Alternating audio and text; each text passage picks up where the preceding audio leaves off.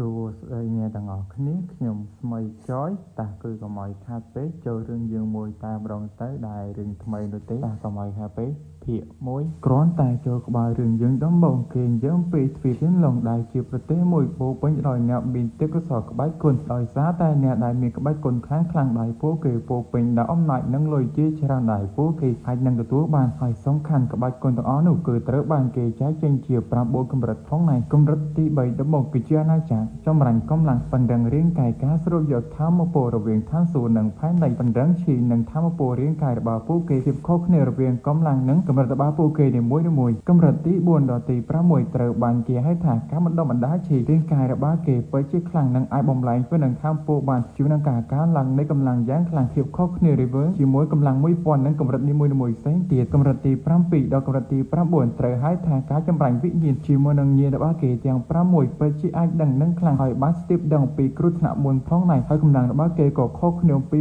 2000ផងដែរយ៉ាងណាក៏ដោយសពថ្ងៃនេះគឺក៏បានមានចំពោះគ្រួសារខ្លាំងៗល្បីល្បាញមួយរូបផងដែរហើយនោះគេក៏បានយើងពីគ្រួសារជីនៅទីក្រុងមូយូផងដែរនៅកន្លែងទឹកដីគោកយ៉ាងណាក៏ដោយកុំឲ្យខាតពេកគឺចូលរឿងរបស់យើងតែម្ដងទៅបានឃើញនៅក្នុងគ្រួសារជីបានឃើញថាមានបណ្ណាម្នាក់កំពុងតែវឹកហាត់ជីវនឹងរាងកាយរបស់គេដោយតួឯករបស់យើងដោយគាត់មានឈ្មោះថាយីឆិនហើយបីជាគាត់កំពុងតែវឹកហាត់គឺដើម្បីកែលម្អជីវនៅរាងកាយរបស់គាត់ប៉ុន្តែស្រាប់តែមានពលិអ្វីទេពីលើមេឃក៏បានធ្លាក់មកបុកចំគាត់នៅកន្លែងនោះតែម្ដងចាំមកដល់ខាងក្នុងផ្ទះវិញបានឮថាពួកគេកំពុងតែនិយាយគ្នាអំពីបរិមម្នាក់ដោយគាត់មានឈ្មោះថាយីយូហូហាបីជាបែរនឹងវាបានយកជាមួយនឹងស្មើអ្វីមួយដែលថាស្មើនោះពិតជាអាចជួយបង្កាត់បន្ថយចំពោះភាពត្រជាក់របស់ក្មេងស្រីម្នាក់នេះបានឲ្យក្មេងស្រីម្នាក់នឹងដោយនាងមានឈ្មោះថាយ៉ាវប៉ុន្តែយ៉ាងណាក៏ដោយយីឆិនបានប្រាប់ទៅវិញថាប្អូនស្រីកុំភ័យអសោះវាគ្រាន់តែជាអ្នកចម្បាំងកម្រិតទី3តែប៉ុណ្ណោះហាបីជាគេមិនសូវខ្លាំងនោះទេទោះបីជាយើងមកពីគ្រួសារសាខា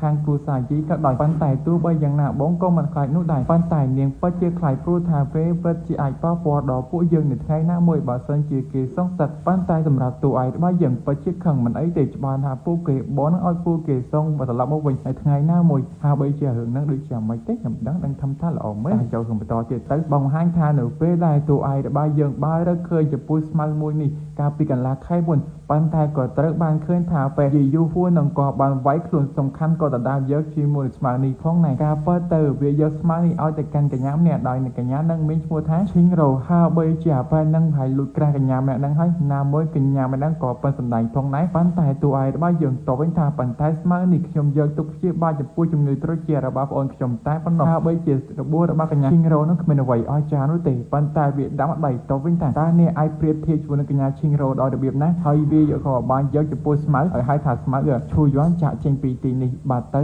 ប៉ុន្តែសម្រាប់យីឈីងរបស់យើងពិតជាមានការខឹងជាខ្លាំងព្រោះថាខ្លួនពិតជាខំស្វែងរកគឺដើម្បីជួយព្យាបាលប្អូនស្រីរបស់ខ្លួនជាខ្លាំងមើលទៅយីឈីងយើងគឺគ្មានជំរឿសទៀតនោះទេក៏បានស្រែកហៅទៅកាន់អាប៉ែយីយូហួរនឹងថាតើពួកយើងប្រកួតប្រជែងនៅលើសង្វៀនត្រកូលតែម្ដងទៅអាប៉ែនឹងពិតជាមានការសោកសប្បាយជាខ្លាំងយ៉ាពិតជាចងប់គឺដោយសារតែយីឈីងរបស់យើងពពោគេបើងាប់ទៅអញមិនខ្លាចនោះទេហាបីជាអាប៉ែយីយូហួរនឹងក៏មិនខ្លាចផងដែរដូច្នេះពួកគេនឹងប្រកួតកាត់មកខាងនេះវិញហាបីជាមើលទៅយីឈីងរបស់យើងគេនៅតែមិនខ្លាចនោះទេបានប្រាប់ទៅកាន់ប្អូនស្រីរបស់ខ្លួនថាបើសិនពួកយើងអាចទទួលបានស្មៅនោះបានថាវាពិតជាអាចជួយកាត់បន្ថយភាពត្រជាក់នៅក្នុងខ្លួនរបស់ប្អូនបានប៉ុន្តែយ៉ាពិតជាមានការផ្ដោតអារម្មណ៍នឹងការដឹងខុសខ្លួនឯងព្រោះថាបើសិនជាមិនដោយសារតែខ្លួននោះទេការវឹកហាត់និងការដាំដុះរបស់បងប្រុសរបស់នាងពិតជាមិនធ្លាក់នឹងអន់ដូចថ្នាក់នេះនោះទេប៉ុន្តែយ៉ាងណាក៏ដោយយីឆានរបស់យើងក៏បានតទៅវិញថាប្អូនស្រីចំគួរម្ដេចក៏ប្អូននិយាយដូចនេះព្រោះថាប្អូនគុំយំអីបងតែលូតហាត់រហូតតានឹងឲ្យតែពេលទៅនេះប្អូនគុំភ័យច្បាស់ណាស់ថាបងពិតជាត្រឡប់មកវិញជាមួយនឹងឧស្សាហ៍គឺដើម្បីជួយព្យាបាលឲ្យបងចំពោះការយុទ្ធនេះបងពិតជាឈ្នះអញ្ចឹងហើយប្អូននៅរងចាំបងនៅទីនេះទៅកម្មមកដល់ខាងកន្លែងខ្សែវិញមើលទៅមនុស្សនៅទីនេះពិតជាច្រើនមែនទែនហើយពួកអាដៃទាំងអស់នេះក៏បាននិយាយផងដែរពួកគេបាននិយាយថាយីយូហួរនឹងគឺជាអ្នកចម្បាំងកម្រិតទី3ហាបីជាប្រយុទ្ធជើងនឹងអ្នកចម្បាំងកម្រិតទី2ដែលជាតួឯករបស់យើងនឹងហើយមើលទៅពួកគេគិតថាតួឯករបស់យើងត្រូវបានប៉ែយីយូហួរនឹងគឺវាយយ៉ាងងាប់តែម្ដងហើយមើលទៅប៉ុន្តែពួកវាក៏បានឃើញចំពោះកញ្ញាឈីងរ៉ូតែម្ដងព្រោះថាកញ្ញានឹងពិតជាសស្អាតមិនណយដែរប៉ុន្តែដោយសារតែចរិតរបស់នាងគឺរៀងប្រវាក់និយាយអ្នកគ្នាគួរតែដឹងហើយនាងក៏បាននិយាយថាមើលតែអាប៉ែហ្នឹងខំឲ្យលុយថាហើយមិនចង់ទៅយកទៀតបែរជាមកចង់យកជីវិតវាមកដាក់ប្រហោយនៅទីនេះដូច្នោះអ្នកក៏បន្ទោសខ្ញុំណាស់បានថាគេ នឹងត្រូវស្លាប់នៅទីនេះហើយមើលទៅបើសិនជាគេស្លាប់មែនវាក៏មិនពាក់ព័ន្ធជាមួយនឹងខ្ញុំអ្វីផងដែរព្រោះថានៅក្នុងពិភពលោកនេះមានតែអ្នកខ្លាំងទេទើបជាអ្នកល្អអញ្ចឹងណាបន្ទាប់មកក៏បានឃើញថាប៉ែយីយូហួរនោះក៏បានចាប់ផ្ដើមឡើងទៅលើខ្សែវៀនតែម្ដងហើយក៏បានឃើញថាវាក៏បានសម្លឹងមើលទៅកាន់កញ្ញាឈីងរ៉ូផងដែរប៉ុន្តែយីឆិនរបស់យើងគឺបានមកដល់បាល់ទៅហើយយីយូហួរហ្នឹងបែកថាអីយ៉ាអញស្មានតើហើយមិនហ៊ានមកឲ្យតើមើលទៅពិតជាហ៊ានមកមែនទេបានថាអញនឹងវាយឲ្យស្លាប់នៅទីនេះប៉ុន្តែយីឈិនរបស់យើងតបទៅវិញថាអូច្រឡំគឺយីឆិនរបស់យើងគឺតទៅវិញថាតើឲ្យមកបវាយគ្នាឬក៏ឲ្យមកនិយាយគ្នាមិនដេចក៏តប៉ែខ្លាំងម្លេះវិញដោយសារតែការនិយាយដូចឆោះពិតជាមួយមកជាខ្លាំងវាក៏បានស្ទុះយ៉ាងលឿនបញ្ចេញជាមួយកំដប់ដៃរបស់វាវាយទៅកាន់យីឆិនរបស់យើងតែម្ដងប៉ុន្តែយីឆិនរបស់យើងដាក់ម្ដាយវិញបានឃើញថាកម្លាំងយីឆិនយើងពិតជាខ្លាំងសូម្បីតែប៉ែយូហួរនឹងក៏ភ្ញាក់ផ្អើលពីកំដាប់ដៃរបស់យីឆិនយើងផងដែរសូម្បីតែអ្នកទស្សនាក៏ភ្ញាក់ផ្អើលតើគេគ្រាន់តែកម្រិតទី2តើអាចខ្លាំងដល់របៀបណាប៉ុន្តែប៉ែយូហួរនឹងបែកថាចំម្ដាយរបស់ខ្ញុំយើងហោចណាស់ក៏មានទម្ងន់1600ដែរហើយអ្វីបែកជាគេអាចទប់ទល់បាច់យ៉ាងនេះមើលទៅខ្ញុំគួរតែខឹងហើយយានិយាយលុយមែនទេហើយបាញ់ថាយាអាចយ៉ាងไรមិញអញទើបតែបញ្ចេញកម្លាំងបន្តិច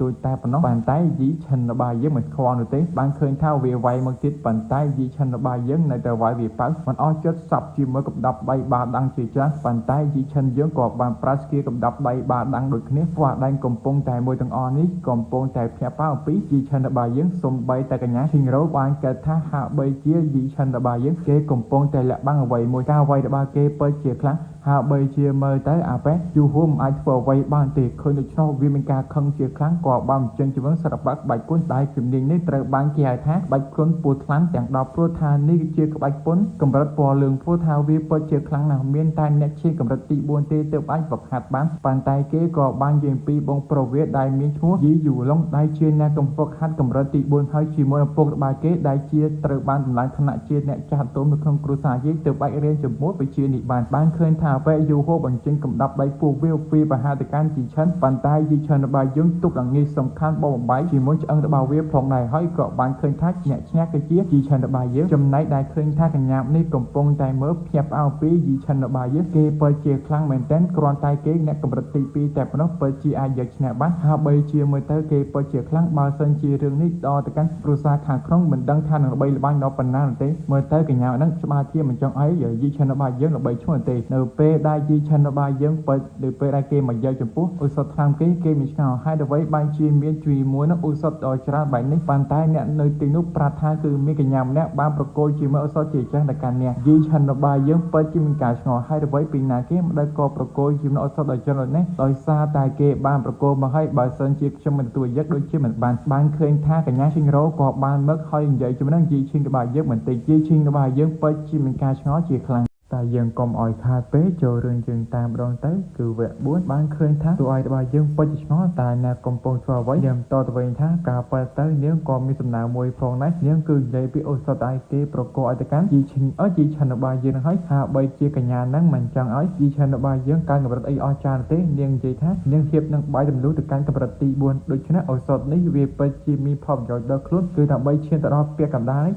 កម្រិតទី4តើអ្នកអាចថាប្រកោឲ្យខ្ញុំបែរទេខ្ញុំឲ្យប្រាក់អ្នកគឺ200តម្លឹងជីឆិនយើងក៏បានយកទៅហើយក៏បីថាកញ្ញាឆិនរូអ្នកគិតថាជាមួយសម្រស់របស់អ្នកពិតជាអាចតាក់ទាញខ្ញុំបានមើលទៅអ្នកពិតជាក៏សរសើរចំពោះខ្លួនឯងខ្លាំងពេកហើយសម្រាប់ខ្ញុំពិតជាមិនខ្វល់ទេបើសិនជាសម្រាប់យីយូហួរវាប្រហែលជាឧបករណ៍របស់អ្នកប៉ុន្តែសម្រាប់ខ្ញុំវាពិតជាគ្មានប្រយោជន៍បានឃើញតាកញ្ញាឈិនរូពិតជាមិនការខឹងយ៉ាអាចង្រៃឆិនចាំមើលចុះហើយកម្មមកដល់ខាងផ្ទះវិញបានឃើញថាយ៉ៅរបស់យើងពិតជារងចាំចំពោះយីឆិនរបស់យើងជាខ្លាំងបន្តពីបានឃើញបងប្រុសខ្លួនមកទាំងមានគ្រោះថ្នាក់នាងបានគិតថាយីឆិនរបស់យើងប្រហែលមិនហ៊ានទៅប្រកួតបន្តមកទៅក្រៅភ្នំគឺដើម្បីបេះជាមួយនឹងឧស្សាហកម្មដូច្នេះនាងនឹងមិនសួរអំពីរឿងនេះទេនាងក៏បានចាប់ដើមសួរថាបងប្រុសតើអ្នកទៅតែមកពីបេះឧស្សាហកម្មតើវាទទួលបានថ្នាំល្អដែរឬទេយីឆិនរបស់យើងក៏បានបង្ហាញជាមួយថ្នាំឲ្យទៅកាន់ប្អូនស្រីយ៉ាងខ្លួនមើលនាងពិតជាមានការភ្ញាក់ផ្អើលនៅពេលដែលឃើញជាមួយនឹងឧស្សាហកម្មដ៏ក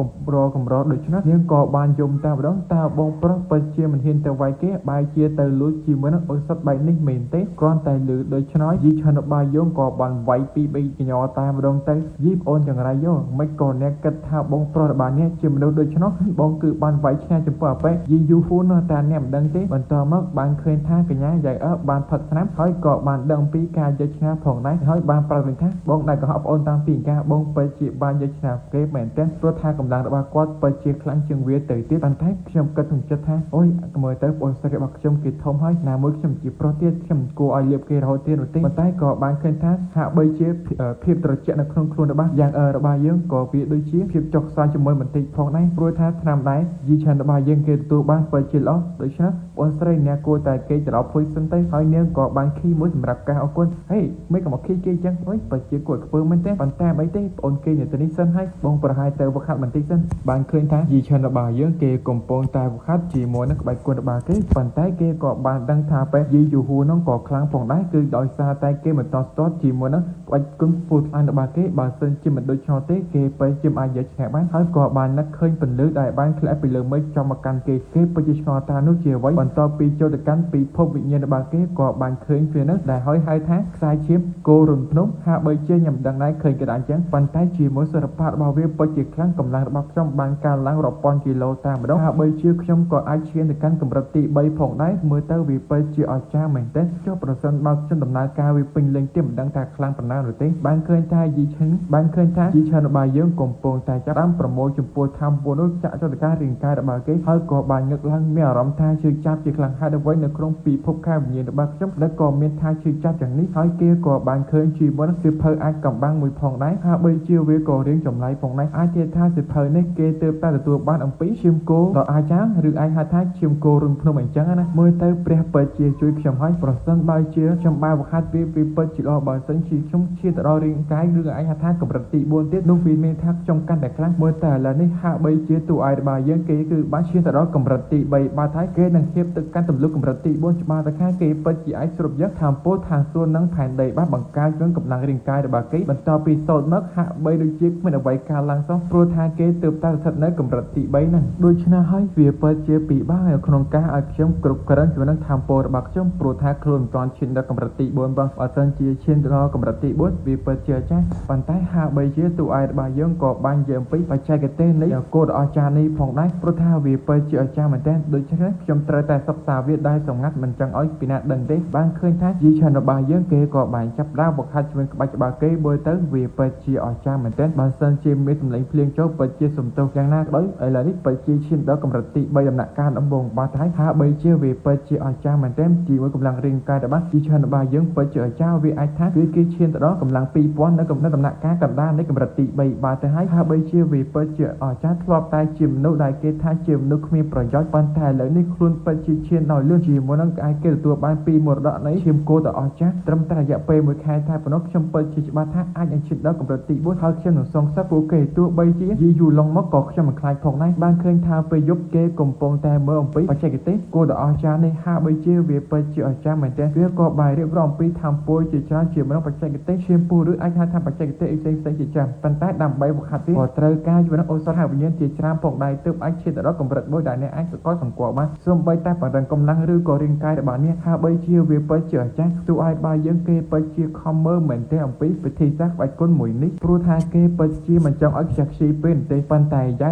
របស់យើងក៏បានចេញមកសួរបងប្រុសគិតដេកគិតពួនទេប៉ុន្តែយ៉ាងណាក៏ដោយសារទោះឯងយើងមិនខ្វល់ទេគេគ្រាន់តែត្រូវការវេលាគេដើម្បីវឹកហាត់ជួយបច្ចេកទេសមួយនេះតែប៉ុណ្ណោះសំខាន់គេក៏បានយកសិភៅនេះទៅដុតចោលព្រោះថាគេគឺបានចងចាំអ្វីទាំងអស់នៅក្នុងសិភៅនេះបាត់អស់ទៅហើយព្រោះថាមិនចង់ឲ្យពីណាគេដឹងហើយក៏បានចុះមកក្នុងផ្ទះវិញក៏បានគិតអំពីជំងឺត្រជាក់របស់យ៉ៅរបស់ខ្លួនថាបីជាឥឡូវនេះគេពិតជាបានធូរសះស្បើយជាងមុនហើយប៉ុន្តែគេនៅតែបារម្ភព្រោះថាគេខ្លាចតែគ្មានជួយនោះអ៊ុយសុតខាវវិញ្ញាណពិតជាមិនអាចជួយព្យាបាលនឹងនោះទាន់ប៉ុន្តែហាបីជាខ្ញុំត្រូវតែបណ្ដឹងខ្លួនឯងរយៈពេលប្រហែលខែនេះព្រោះថាការប្រកួតគ្រួសារវានឹងអាចកាត់ឡើងនៅពេលខាងមុខឆ្នេះខ្ញុំក៏ត្រូវការជួយនឹងអ៊ុយសុតខាវវិញ្ញាណជាច្រើនគឺដើម្បីជួយចំពោះប្អូនស្រីរបស់ខ្ញុំតែបានឃើញមកដល់ថ្ងៃបន្ទាប់បានឃើញថាយីឆានរបស់យើងគេកំពុងតែដើរនៅកន្លែងណាមួយសំខាន់គេក៏បានខ្ចីអំពីប្រាក់នៅក្នុងសាខាគ្រួសារផងដែរព្រោះថាបើតាមច្បាប់គេពិតជាអាចខ្ចីបានប៉ុន្តែបើសិនជាគ្មានលទ្ធភាពសងទេច្បាស់ថាគេគិតគូរតាមនឹងហើយប៉ុន្តែអីទេខ្ញុំឈានដល់ដំណាក់កាលដំបូងនៃកម្រិតទី3ហើយវាច្បាស់ថាវាពិតជាមិនបាក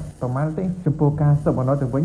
ប៉ុន្តែស្រាប់តែមានបណ្ណាគេក៏បានហៅជីឆាន់របស់យើងការពិតទៅជាបរមនេះដែលជាមិត្តភក្តិរបស់ជីឆាន់របស់យើងដែលគេមួយឈ្មោះថាយីហ៊ូគេក៏ធ្លាប់ជាមិត្តភក្តិនៃការកុមារភាពជាមួយនឹងជីឆាន់របស់យើងផងដែរប៉ុន្តែដោយសារតែគេបានប្រឡងចូលក្នុងសមាជិកក្នុងដូច្នោះគេក៏បាននៅក្បែរបរមនេះដែលមានឈ្មោះថាយីធានហ្វៃហាបីជាឥឡូវនេះគេក៏បានជាអ្នកខ្លាំងមួយក្នុងចំណោមនៅទីនោះផងដែរហើយអ្វីបានជាគេមើលនេះគេដើម្បីនិយាយជាមួយខ្ញុំជីឆាន់របស់យើងពិតជាឆ្ងល់ប៉ុន្តែយ៉ាងណាក៏ដោយអាប៉ែនឹងក៏បាននិយាយជាមួយជីឆាន់របស់យើងខានជួបគ្នាយូរមកហើយក៏បានសរសើរដែលយកឆ្នាំពេលអាប៉ែយូរហួរនឹងហាក់បីជាខ្លាំងប៉ុន្តែយ៉ាងណាក៏ដោយខ្ញុំគ្រាន់តែចង់ប្រាប់ដំបូងនេះរបស់នេះហាក់បីជាពួកគេពិតជាខ្លាំងចំពោះមនុស្សដែលនៅក្នុងតកលគ្រួសារពួកគេទទួលបានជួយក្បាច់គុណល្អចាស់រួមជាមួយនឹងសិភៅសម្ងាត់ឧស្សាហកម្មវិញ្ញាណនិងចំណេះដឹងជាច្រើនហើយក៏មានអ្នកកម្មគ្រប់គ្រងពីពួកគេពីខាងក្រៅផងដែរពួកយើ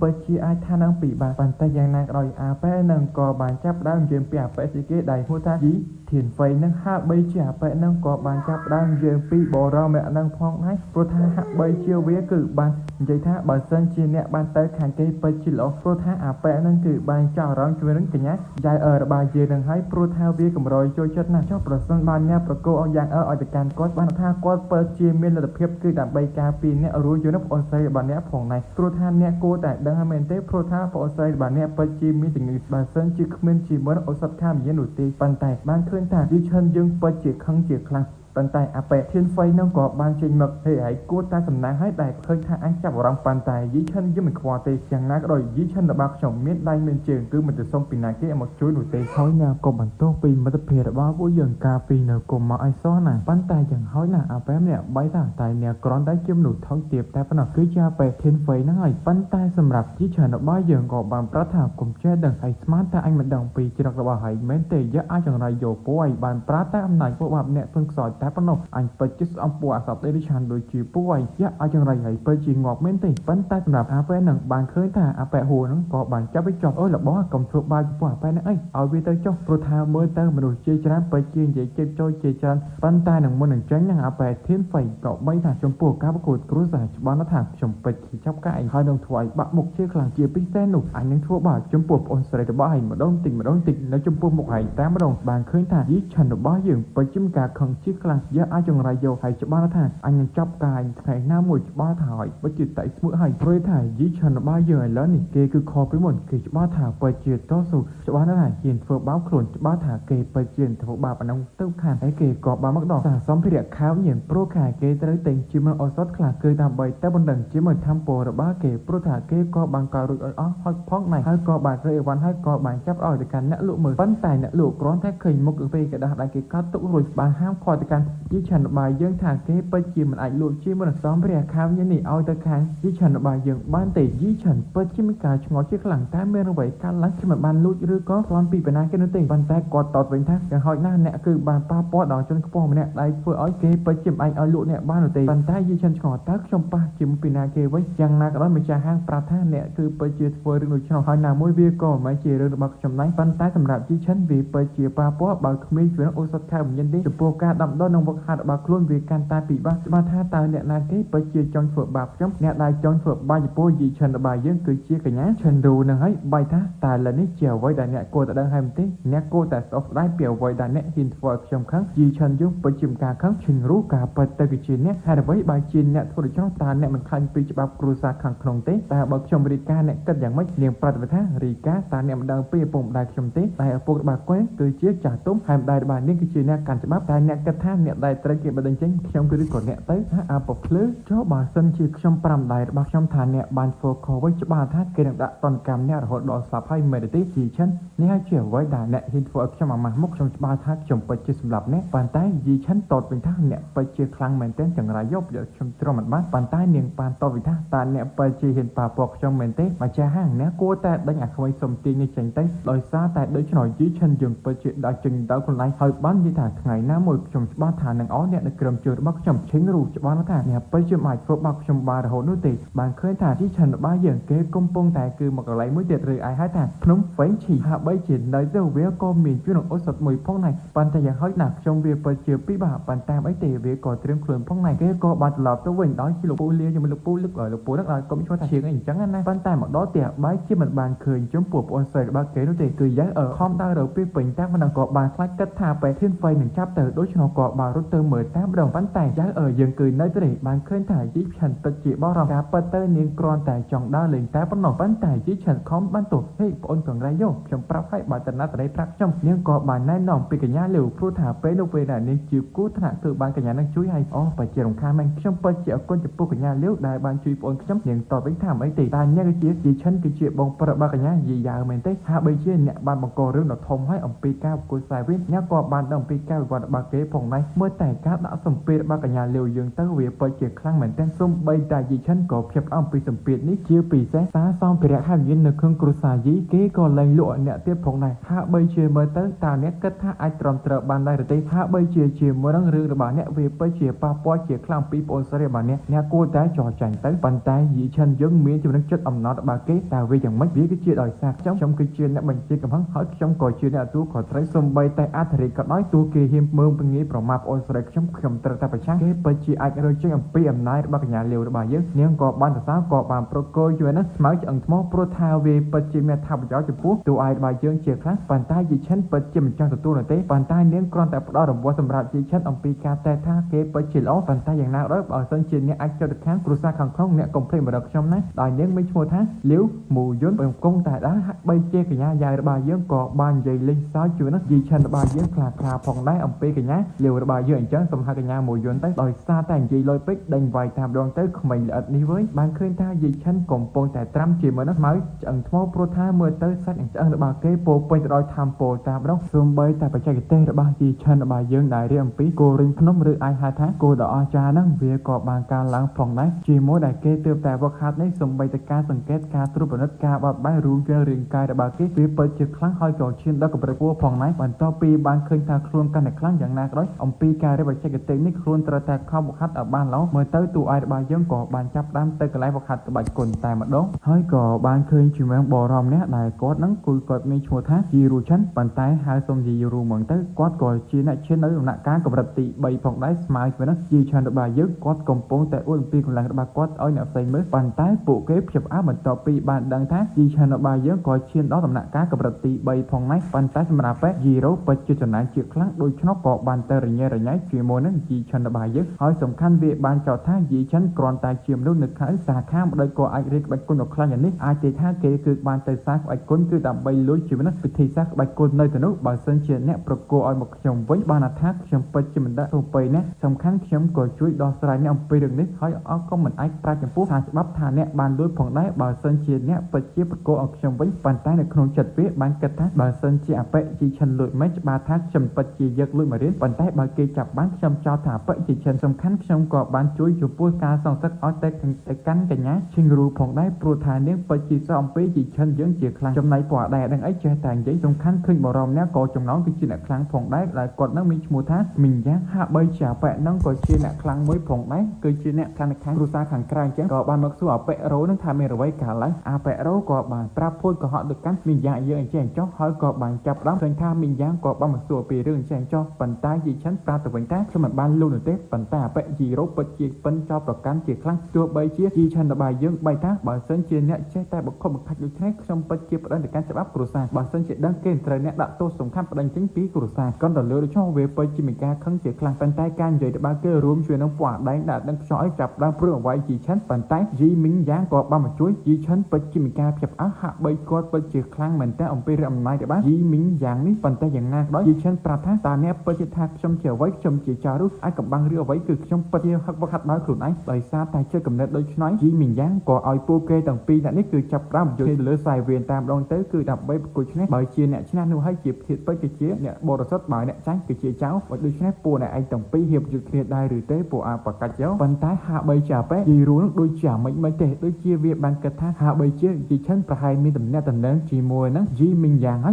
โดยชนะหอยเกาะบานเคยตั้งโดยซาแต่มันจ้องจัดจันได้เลยจ่าจำประโยชน์ไอ้จีมวยนั่งตามดองเต้จีชั้นเนี่ยกลุ่มกระทะชมโดยจีมูหัวซะเนี่ยประหยัดสลับเต้ปันท้ายปูเกาะบานไว้เนี่ยมันติดเต้กอดได้นั่งกลมปงแต่เมื่อหอยเกาะบานจีเช็คจอยผ่องได้แต่ซามไปตาอาเป๊ะยีโรแต่เพราะเวียกระทะยีชั้นระบายเยอะไปเจียมไอ้ประกอบเจนจะเป็นยีโรบานหรือเต้ปันท้ายอย่างหนักได้อันนั้นใหญ่ท้ายยีชั้นไหนกรอนตายจำนั้นกับรัตติใบหนักการบงกระทะใหญ่ชนะชมบามันเต้เมื่อเต้ให้ไปเจียคอเนียไปให้ดอกเบี้ยใดตามดองเต้กำลังวิพาบักจำจะบาท่าไอ้ไปเจียมไอ้จบบ้านสำคัญเวียกอบบานเลยใบตัวจะจำทำไมห ហើយចលត់ដកដៃកណ្ដាលពោះថែមទៀតហើយជន់យើតែម្ដងយ៉ាអាសម្រាម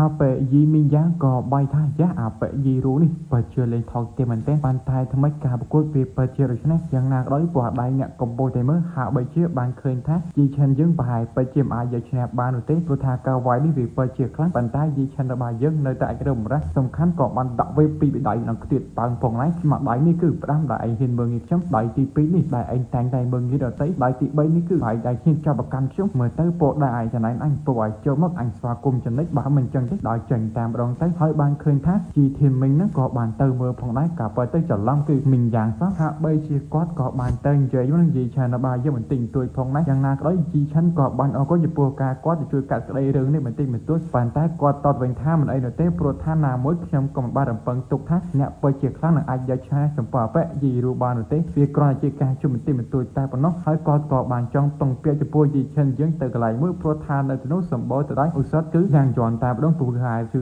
30ដើមជាងយីឆាន់ពិតជាមានការភ័ព្វអើប៉ុន្តែវាត្រូវបានការពារដោយចចឯកាជាច្រើននៅទីនោះជា20ក្បាលសំខាន់មេដឹកនាំវាគឺ2ក្បាលប្រហែលដំណាក់កាលទី5ព្រោះថាវាពិតជាខ្លាំងខ្ញុំក៏ត្រូវការដូចអ្នកផងដែរព្រោះថាអ្នកកម្រិតទី3វាពិតជាល្អយីឆាន់របស់យើងពេញនោះតើវាល្អយ៉ាងម៉េចក៏ប្រាប់ថាកុំភ័យព្រោះថាពួកគេពិតជាមិនអាចធ្វើឲ្យបានទេព្រោះថាអ្នកដំណាក់កាលទី3វាពិតជាមិនអាចតាមដាននៃដង្ហើមថាមពលរបស់អ្នកទុកឲ្យពួកយើងជាអ្នកមិនឆោតសពប្រមាណទុកឲ្យអ្នកចូលទៅលួចចំពោះអសតនោះតែអ្នកគិតយ៉ាងណាដែរអ្នកកុំភ័យខ្ញុំក៏ផ្ដល់ចំពោះអត្ថប្រយោជន៍យើងស្នើយកយ៉ាងនេះ5និងផ្សេងទៀតឲ្យទៅកាន់អ្នកយីឆាន់យើងក៏បានយកប្រាប់ហើយប្រាប់ថាបើមួយរឿងមួយទៀតខ្ញុំសូមអ្នកកុំលុកដៃរបស់ខ្ញុំជាមួយនឹងរឿងមួយទៀតគឺជាអបិធានហ្វេជួយនឹងកញ្ញាហ៊ីងយូគាត់ក៏បានយកប្រាប់ថារយៈពេល5ថ្ងៃទៀតពួកយើងទៅទីនោះដើម្បីចាប់ការពេលបន្តពីម្ដងទៀតបានឃើញថាយ៉ៅអើប្រតិកម្មយីឆាន់អំពីដែលគេនាំជាអបិមីងយ៉ាងដែលប្រកួតចំពោះអសតជាច្រើនអមកាន់ពួកគេថាមានរឿងអ្វីមែនទេហើយអ្វីបែរជាសុកពួកគេប្រកួតយើងច្រើនយ៉ាងនេះបងប្រុសគឺយើងចូលគ្នាដល់របស់យើងតែម្ដងទៅ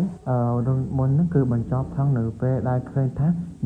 យើងបង្ហាញអំពីទ្រព្យសម្បត្តិដោយបងប្រុសយីមីងយ៉ាងគឺបានប្រកួតទៅជាឲ្យច្រើនមែនទេហាក់បីជាតែនឹងមានរឿងមិនល្អអ្វីកើតឡើងចំពោះពួកយើងដែរទេបងប្រុសប៉ុន្តែយ៉ាងណាក៏ដោយយីឆានរបស់យើងក៏បានតតវិញថាបងស្រីឈប់គិតឲ្យឆ្នោតទៅនេះគ្រាន់តែជាការសន្យាជាមួយខ្ញុំតែប៉ុណ្ណោះបន្ទាប់ពីបានដឹងថាតួឯករបស់យើងទៅចាប់ការយកទៅចកស្រិចឈាមព្រោះថានាងពិតជាបារម្ភប៉ុន្តែយ៉ាងណាក៏ដោយយីឆានរបស់យើងតតវិញថាបងប្រុសរបស់អ្នកពិតជាមានសមត្ថភាពថាគិតថាចចកនេះអាចធ្វើអ្វីបានប៉ុន្តែវាក៏ដើម្បីជួយអ្នកផងដែរគ្រាន់តែលើកដូច្នោះយ៉ៅអើពិតជាចង់ធ្វើការអនុវត្តដាំដរផងដែរព្រោះថានាងពិតជាមិនចង់ឲ្យបងប្រុសពីបានសំខាន់ក៏ចង់ការពារខ្លួនផងដែរនឹងដូច្នោះយីឆាន់ក៏បានយល់ព្រមប៉ុន្តែអ្នកត្រូវតែយកខ្ញុំធ្វើជាគ្រូគ្រាន់តែលើកដូច្នោះហើយយ៉ៅអើយើងក៏បានយល់ស្របតែម្ដងប៉ុន្តែយីឆាន់ក៏បាននិយាយលេងសើចហាក់បីជារូបរាងអ្នកធ្វើមិនសមសោះមិនក៏ថាគេអញ្ចឹងបងប្រុសចង្គួតប៉ុន្តែយ៉ាងណាក៏ដោយសម្រាប់នៅក្នុងចិត្តរបស់យីឆាន់ក៏ល្អផងដែរព្រោះថាសម្រាប់ការពារឲ្យនាងបានឃើញថារយៈពេលប្រហែលថ្ងៃដែលយីឆាន់យើងខំវឹកហាត់ពិតជាល្អគឺថាគេដើម្បីបណ្ដឹង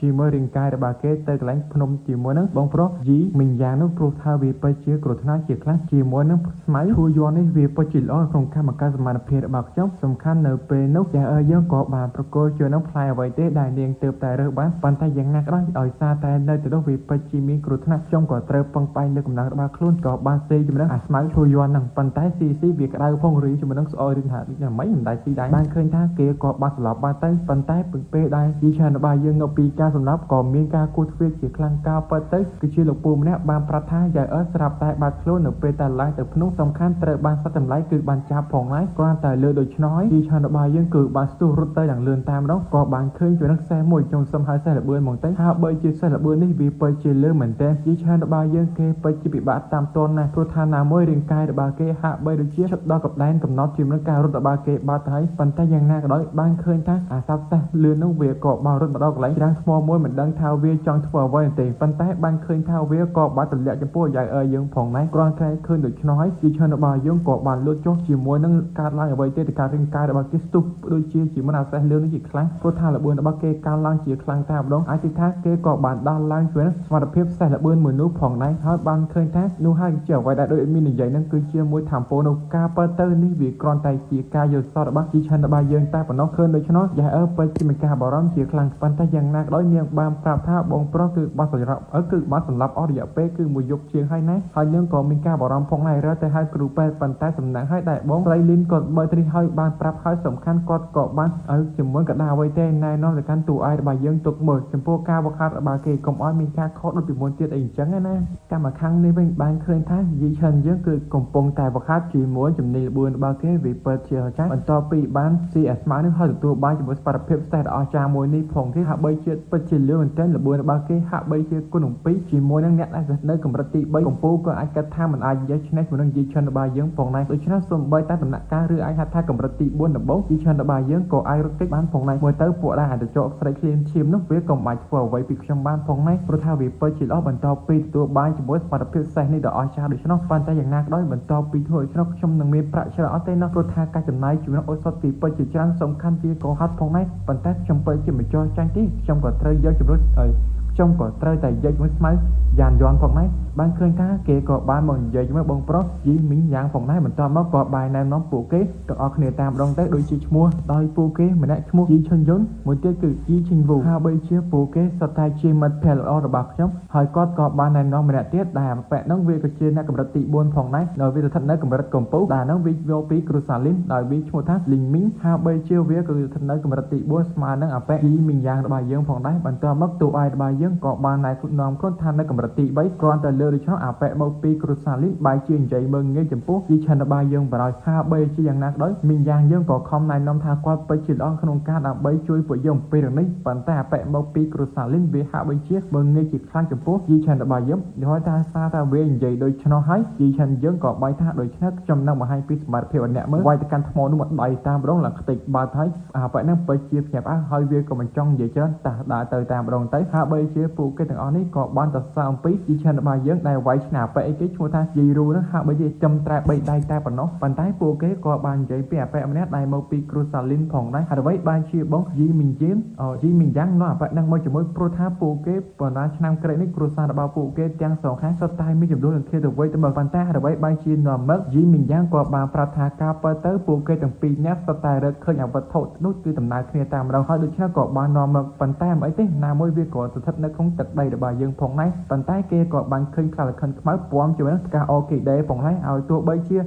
ាខ្លាខិនខ្មៅនេះកម្រិតទី3ក៏ដោយប៉ុន្តែយ៉ាងណាក៏ដោយវាក៏ខ្លាំងផងដែរវាអាចរកចំណុចខ្សោយរបស់គូសត្រូវបានគ្រាន់តែលើដូច្នោះជីឆិនយើងចុះបង្ហាញពីសមត្ថភាពប៉ុន្តែម្នាក់ដែលមកពីគ្រូសាលីនហាក់បីជានៅតែមើងងាយចំពោះជីឆិនឲ្យសារតែវាមើងងាយដូច្នោះជីឆិនយើងក៏បញ្ចេញពីរបឿនរបស់ខ្លួនយ៉ាងលឿនតាមម្ដងទាញអាឆ្មានោះគឺបោកយើងតាមម្ដងសំខាន់នៅពេលដែលផ្កាអូគីដេធ្លាក់ក៏បានឃើញថាអាប៉ែគ្រូសាលីនក៏បានយកបាត់ហើយជីឆិនបីថាតើអ្នកចង់ធ្វើអ្វីលីងមីងថានេះគឺជាផ្កាអូគីដេរបស់ខ្ញុំដែលខ្ញុំយកចេញពីអាខ្លាខ្មៅនេះណាប៉ុន្តែយ៉ាងណាក៏ដោយវាតតវិញថាធម្មជាតិឬថាកំណត់វាមិនមែនជារបស់អ្នកនោះទេហើយបើជាអ្នកដែលទទួលបានវាគឺជាម្ចាស់បាត់ហើយតែអ្នកពិតជាមិនដឹងទេគ្រាន់តែលើដូច្នោះយីឆិនពិតជាមានការខឹងប៉ុន្តែយីមីងយ៉ាងក៏បានហៅគាត់ថាបីជាមើលទៅក៏មិនចង់ឲ្យរឿងនេះកើតឡើងម្ដងទៀតដែរហើយតែយ៉ាងណាក៏ដោយអាប៉ែមកពីគ្រូសាលីននៅតែនិយាយដដែលប៉ុន្តែយ៉ាងណាក៏ដោយមីងយ៉ាងរបស់យើងថានឹងខ្ញុំនឹងប្រកបឲ្យស្មើអ្វីផ្សេងទៀតឲ្យអ្នកប៉ុន្តែយីឆិនបានថាខ្ញុំមិនស្អងបានទេប៉ុន្តែខ្ញុំពិតជាខឹងវាក៏បានឃើញរឿងផ្កាមួយផ្កាឬអីហៅថាផ្កាស្អីជាផ្កាលៀងខូវាពិតជាល្អក្នុងការកែសម្រួលឬអាចថាធម្មពលរាងកាយរបស់គេអញ្ចឹងណាវាក៏បានឃើញពោះចាប់ផ្កាតែម្ដងសំខាន់ឃើញថាផ្កាលៀងខូឆ្អឹងហ្នឹងគឺត្រូវបានយីឆិនរបស់យើងយកបាត់ហើយគ្រាន់តែលើដូចឃើញឆ្នោយវាក៏បានចុះដណ្ដើមប៉ុន្តែយីឆិនបានថាកំណត់ឬក៏ធម្មជាតិអ្នកណាគេដែលទទួលបានមុនគឺជារបស់ខ្ញុំហើយតាមនេះមិនមែនជាអ្វីដែលអ្នកទើបតែនិយាយមែនទេលីងមីងយ៉ាងឲ្យច្រឡំគឺលីមីងអ្នកគ្រាន់តែជាមនុស្សដែលថោកទាបតែប៉ុណ្ណោះការនិយាយរបស់យីឆិនរបស់យើងធ្វើវាខឹងវាក៏បានដកដោយគម្រាមតែម្ដងបើមិនឲ្យផ្កានេះមកវិញខ្ញុំនឹងសម្រាប់អ្នកប៉ុន្តែយីឆិនប្រាប់ថាចុះអ្នកក៏បានយកផ្កាអូគីដេរបស់ខ្ញុំដែរខុសខំពេចពីបហាប៉ុន្តែយីមីងយ៉ាងក៏បានមកទប់ហើយក៏បាយថាតើអ្នកចង់ធ្វើអ្វីនេះវាគ្រាន់តែជាការសងសឹកម្ដងអ្នកទេព្រោះថាយ៉ាងណាក៏ដោយនៅទីនេះក៏ជាទឹកដីរបស់ខ្ញុំផងដែរដោយសារតែមិនចង់ឲ្យមានរឿងច្រើនយីឆិនបាននិយាយថាអាប៉ែមកពីគ្រូសាលីនខ្ញុំមិនមែនជាមនុស្សលបលន់ទេ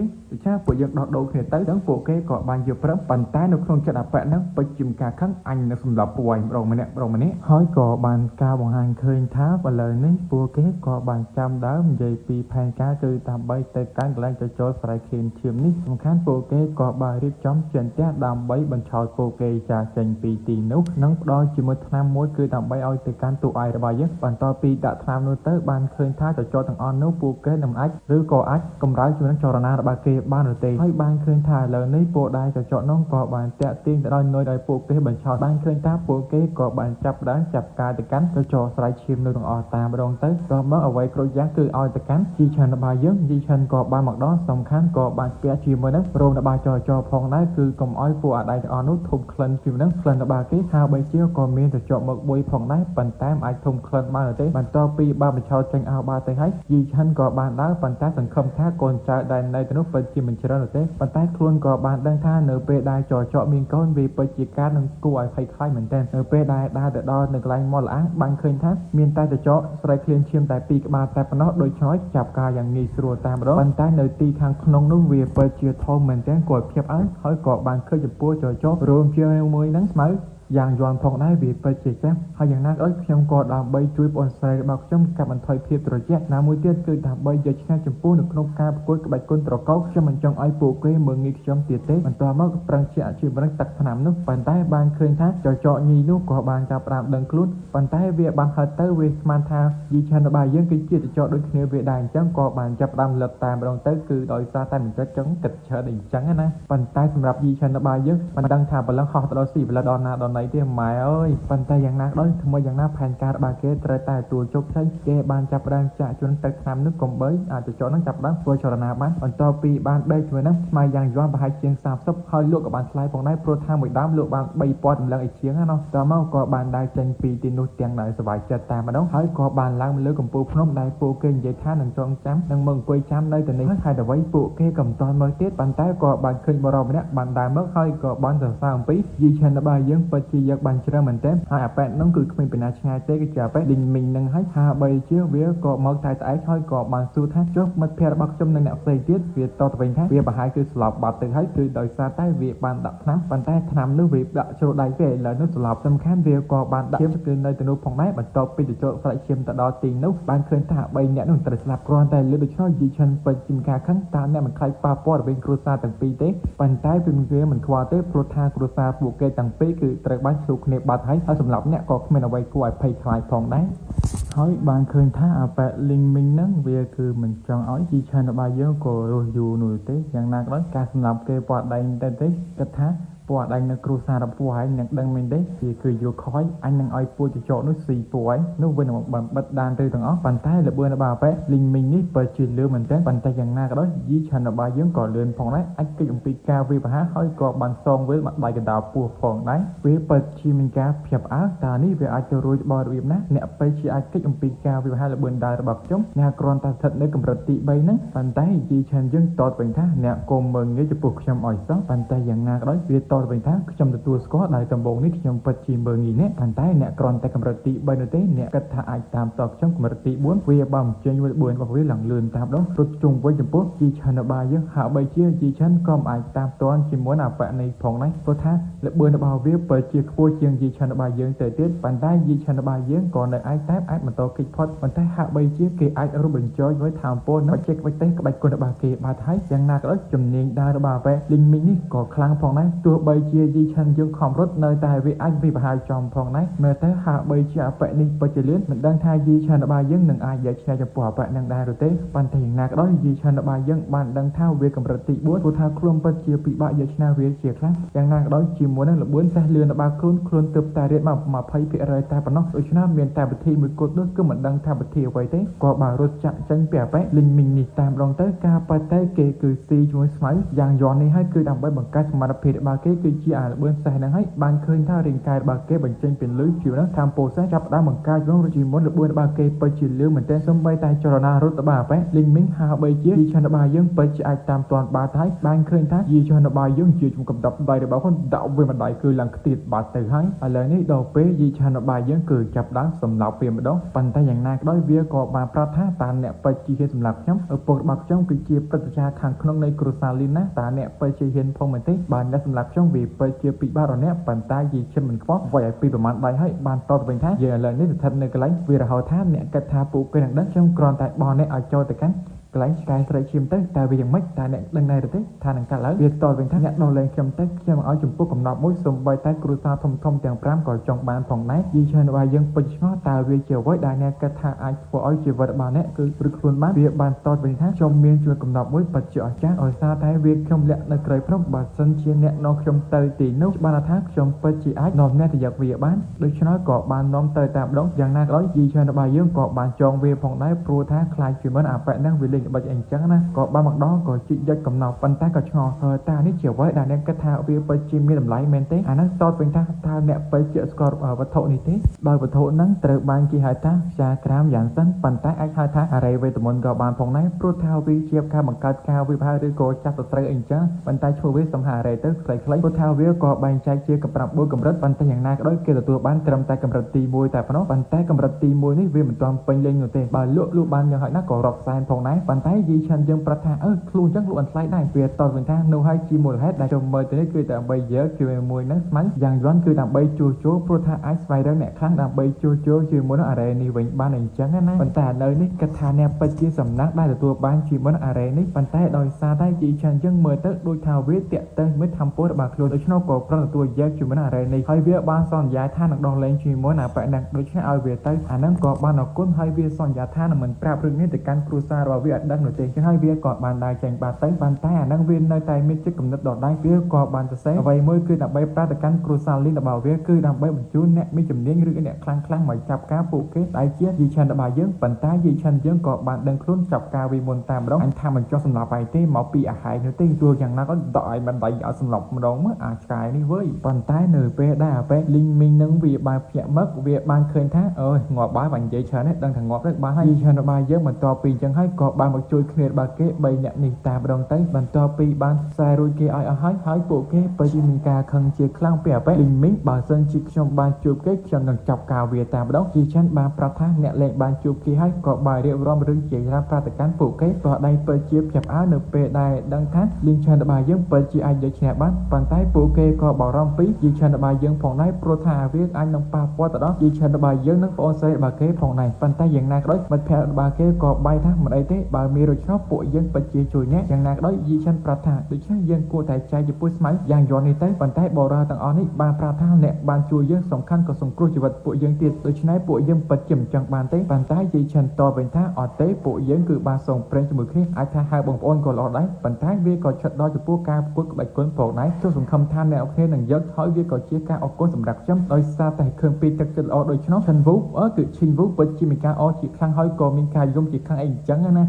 មើលទៅពិតជាបែកមែនទេប៉ុន្តែយ៉ាងណាក៏ដោយកំពុងតែនិយាយគ្នាសុកអីអញ្ចឹងស្រាប់តែបានឃើញថាយីឆានរបស់យើងនឹងគេក៏បានចាប់ដាក់ដួលសន្លប់តែម្ដងទៅដោយសារតែគេបានសេជាមួយស្មៅយ៉ាងយន់ច្រើនពេកបន្ទាប់មកបានឃើញថាទូអាយរបស់យើងគឺបានងើបពីការសន្លប់បាត់ទៅហើយបន្ទាប់ពីបានងើបពីការសន្លប់ទៅការប៉ះទៅគេជាកញ្ញាលាវមួយយន្តរបស់យើងជាអ្នកមកជួយគេនឹងហើយគេពិតជាមានការឆ្ងល់ចូលនៅអតីតទៀតវិញយើងប្រាប់ថាគឺយីមីងយ៉ាងគេអ្នកមកជួយអ្នកមើលទៅហើយអ្វីបើជាអ្នកទៅទីនោះវាពិតជាគ្រោះថ្នាក់ព្រោះថាដែលអ្នកមកទៅវិញអស់គ្នានោះស្ទើរតែអ្នករងរបួសតែម្ដងសំខាន់បានសួរថាតើអ្នកបានញ៉ាំអ្វីនៅពេលនោះប្រាប់ថាខ្ញុំបានញ៉ាំជាមួយនឹងស្មៅយ៉ាងយន់អស់ជាង5ដើមគ្រាន់តែលើឈុំមីការភ្ញាក់ផ្អើលអ្នកគ្រាន់តែកម្រិតទី3តែរាងកាយអ្នកអាចទប់ទល់យ៉ាងណាតើអ្នកដឹងទេបងស្រីរបស់អ្នកគឺបានប្រាប់ខ្ញុំឲ្យសង្វរមកជួយអ្នកដែរឬទេបើសិនជាក្បាយពីពីញោបាទៅហើយយ៉ាងណាក៏ដោយនេះគឺជាថ្នាំបំពន់សម្រាប់អ្នកទុកនៅក្បែរខ្លួននៅពេលដែលអ្នកធ្វើដូច្នោះប៉ុន្តែបើហ៊ានធ្វើម្ដងទៀតខ្ញុំលែងជួយហើយយីឆានរបស់យើងក៏បានយល់ព្រមបានឃើញថាយីឆានរបស់យើងឥឡូវនេះកម្លាំងគេឈានដល់4000បាតហើយព្រោះថាកម្រិតទី4កំពូលសំបីតែកម្រិតទី5មិនដឹងថានឹងអាចយកឈ្នះគេបានឬអត់ទេប៉ុន្តែយ៉ាងណាក៏ដោយថាបីជាគេគឺបានប្រើឬក៏ចំណាយជាមួយឱសថខាមវិញ្ញាណជាច្រើនជាពិសេសគឺឱសថខាមវិញ្ញាណយ៉ាងយន់ហើយជាង5ដើមពីពិតជាច្រើនមែនតើគឺបើគិតជាលុយវិញវាប្រហែល60000តម្លឹងបាត់ទៅហើយចំយីឲ្យមើលទៅសំពេតវិការទៅទុនប៉ុន្តែបានឃើញថាយ៉ៅក៏បានមកប្រាប់មានរឿងដ៏អស្ចារ្យមួយចង់ប្រតិកម្មយីឆានរបស់យើងព្រោះថាគេគឺឲ្យចំពោះអ្នកចាស់ទុំនៅក្នុងគ្រួសារមកខាងក្រៅនេះគឺដើម្បីឲ្យពួកគេបង្រៀនពីការបំបែកកម្រិតទៅកាន់អាណាចក្រទី4ឬអាចថាកម្រិតទី4អីចឹងណាបានឃើញថានៅទីនេះមានមនុស្សជាច្រើនដែលសិតតែជាប់គាំងនៅកម្រិតទី3ហើយពួកគេក៏ភ្ញាក់ផ្អើលអំពីយីមីងយ៉ាងជាមួយនឹងឈូវូនឹងច្រឡំឈិញវូហើយនឹងឈិញយុនហាក់បីជាពួកគេទាំង3នាក់នេះស្ទើរតែឈានដល់កម្រិតទី5ហាក់បីជាពួកគេពិតជាខ្លាំងមែនទេមិនដឹងថាខ្លាំងខ្លាប៉ុណ្ណាទេប៉ុន្តែគេក៏បានដឹងពីភាពល្បីល្បាញរបស់យីមីង មីងយ៉ាងផងដែរប៉ុន្តែពួកគេក៏បានមើលទៅកាន់យីឆិនរបស់យើងបានគិតថាអូយីឆិនជាអ្នកប្រកួតប្រជែងជាមួយនឹងយីរុនអាចថាឥឡូវនេះយីឆិនខ្លាចជាអ្នកដើរតាមទៅកាន់យីមីងយ៉ាងបាទទៅហើយប៉ុន្តែគេក៏បានឃើញបរិបម្នាក់ដែលមានឈ្មោះថាយីសិង្ជាហាក់បីជាគេក៏ជាអ្នកខ្លាំងផងដែរសូម្បីតែឈីនៅកម្លាំងរាងកាយរបស់គេពិតជាខ្លាំងហើយយីឆិនក៏បានដឹងថាប៉ែនឹងគឺជាមនុស្សម្នាក់ដែលឈ្មោះនឹងការបង្ហាត់ជាខ្លាំងនេះក៏មិនរត់ឃើញថាគេចេញមកក្រៅមែនទេសូម្បីតែយីមីងយ៉ាងក៏បានប្រាប់ទៅកាន់យីឆិនរបស់យើងផងដែរប៉ុន្តែបានឃើញថាប៉ែម្នាក់គឺជាយីយូឡុងដែរជាបងប្រុសរបស់យីយូហួហាក់បីជាវាមើលទៅគឺដើម្បីសងសឹកឲ្យទៅកាន់បងប្រុសរបស់វាតិចអ្នកនរគ្នាភ្លេចគឺជាប៉ែម្នាក់ដែលវាយគ្នាជាមួយនឹងតួឯករបស់យើងភាគទី1ព្រោះថាឥឡូវនេះវាប្រហែលមើលទីនេះគឺដើម្បីសងសឹកទៅកាន់យីឆិនរបស់យើងហើយចំណែកប៉ែធីនហ្វេកបាននិយាយថាមើលទៅយីឆិនប្រហែលត្រូវស្លាប់ចំពោះប៉ែយូឡុងនោះហើយព្រោះថាប៉ែហ្នឹងឈានទៅដល់កម្រិតទី4ឬហៅថ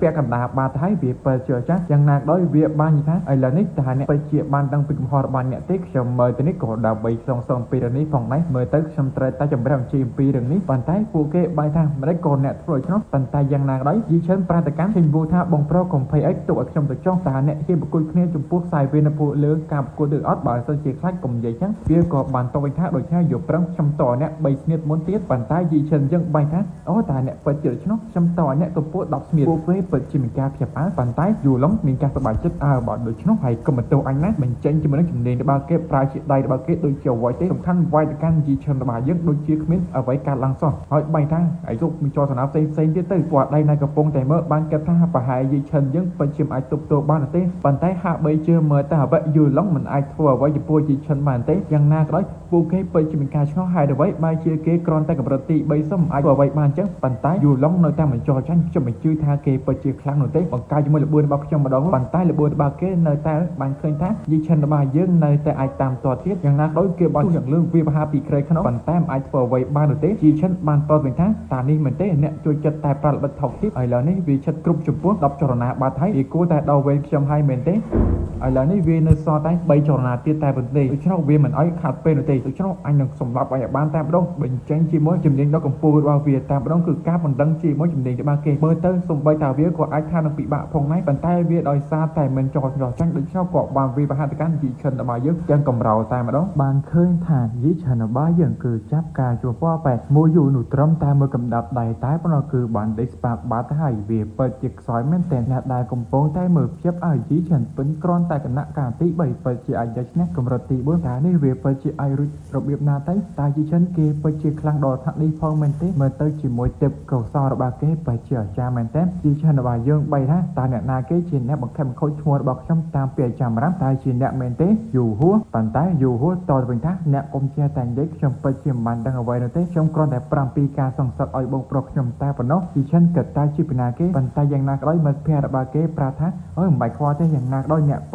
ិតជាខ្លាំងមែនទេប៉ុន្តែមីងយ៉ាងប្រាប់ថាអ្នកគ្នាយកអាប៉ែយូឡុងទៅព្យាបាលសិនទៅមើលទៅហាក់បីជាមិនទៅព្យាបាលដឹងអាម៉េចទេប៉ុន្តែសម្រាប់កញ្ញាឈីងរ៉ូនេះពិតជាមានការខឹងចំពោះយីឆិនរបស់យើងដែលមិនអាចធ្វើអ្វីបានយកអាចចង្រៃយកនេះហើយនាងក៏បានដើរចេញពីទីនេះបាទទៅទោះបីជាអ្នកបម្រើរបស់នាងខំហាមឃាត់ក៏ដោយតែនាងមិនខ្វល់នោះទេបន្ទាប់មកគេក៏បាននិយាយអំពីចាស់ទុំនៅក្នុងគ្រួសារចេញមកហើយដែលគាត់មានឈ្មោះថាយីហ្វៃគ្រាន់តែការចេញមកពិតជាអាចារ្យសំបីតែយីឆិននិងអ្នកផ្សេងទៀតក៏ភ្ញាក់ផ្អើលផងដែរមើលទៅគាត់ពិតជាអាចារ្យហាក់បីគាត់ក៏ជាប្រតិយាទី2នៅក្នុងគ្រួសារបាទទៅហើយមើលទៅការនិយាយរបស់ពួកគេធ្វើគាត់ក៏មានការសប្បាយចិត្តផងដែរប៉ុន្តែបើការនិយាយរបស់គាត់តែបន្តិចសោះម៉ែដាក់សម្ពាធទៅកម្មមនុស្សគ្រប់គ្នាអ្នកដាច់ខ្សោយពេកក៏បានដួលសម្លាប់ប៉ុន្តែយីឆិនរបស់យើងគេនៅតែខំទប់យ៉ាងណាក៏ដោយគាត់ក៏បីថាមនុស្សមួយចំនួនពិតជាខ្វះសមត្ថភាពមែនទេគាត់ក៏បានលើកអ្នកដែលទប់មិនបានក៏បានឲ្យពួកគេចាក់ចេញនៅសល់ប្រហែលគាត់នឹងបង្រៀនឲ្យពួកគេនៅចំនួនទៅកាន់កម្រិតទី4តែម្ដងទៅនឹងអញ្ចឹងឯណាហើយក៏បីថ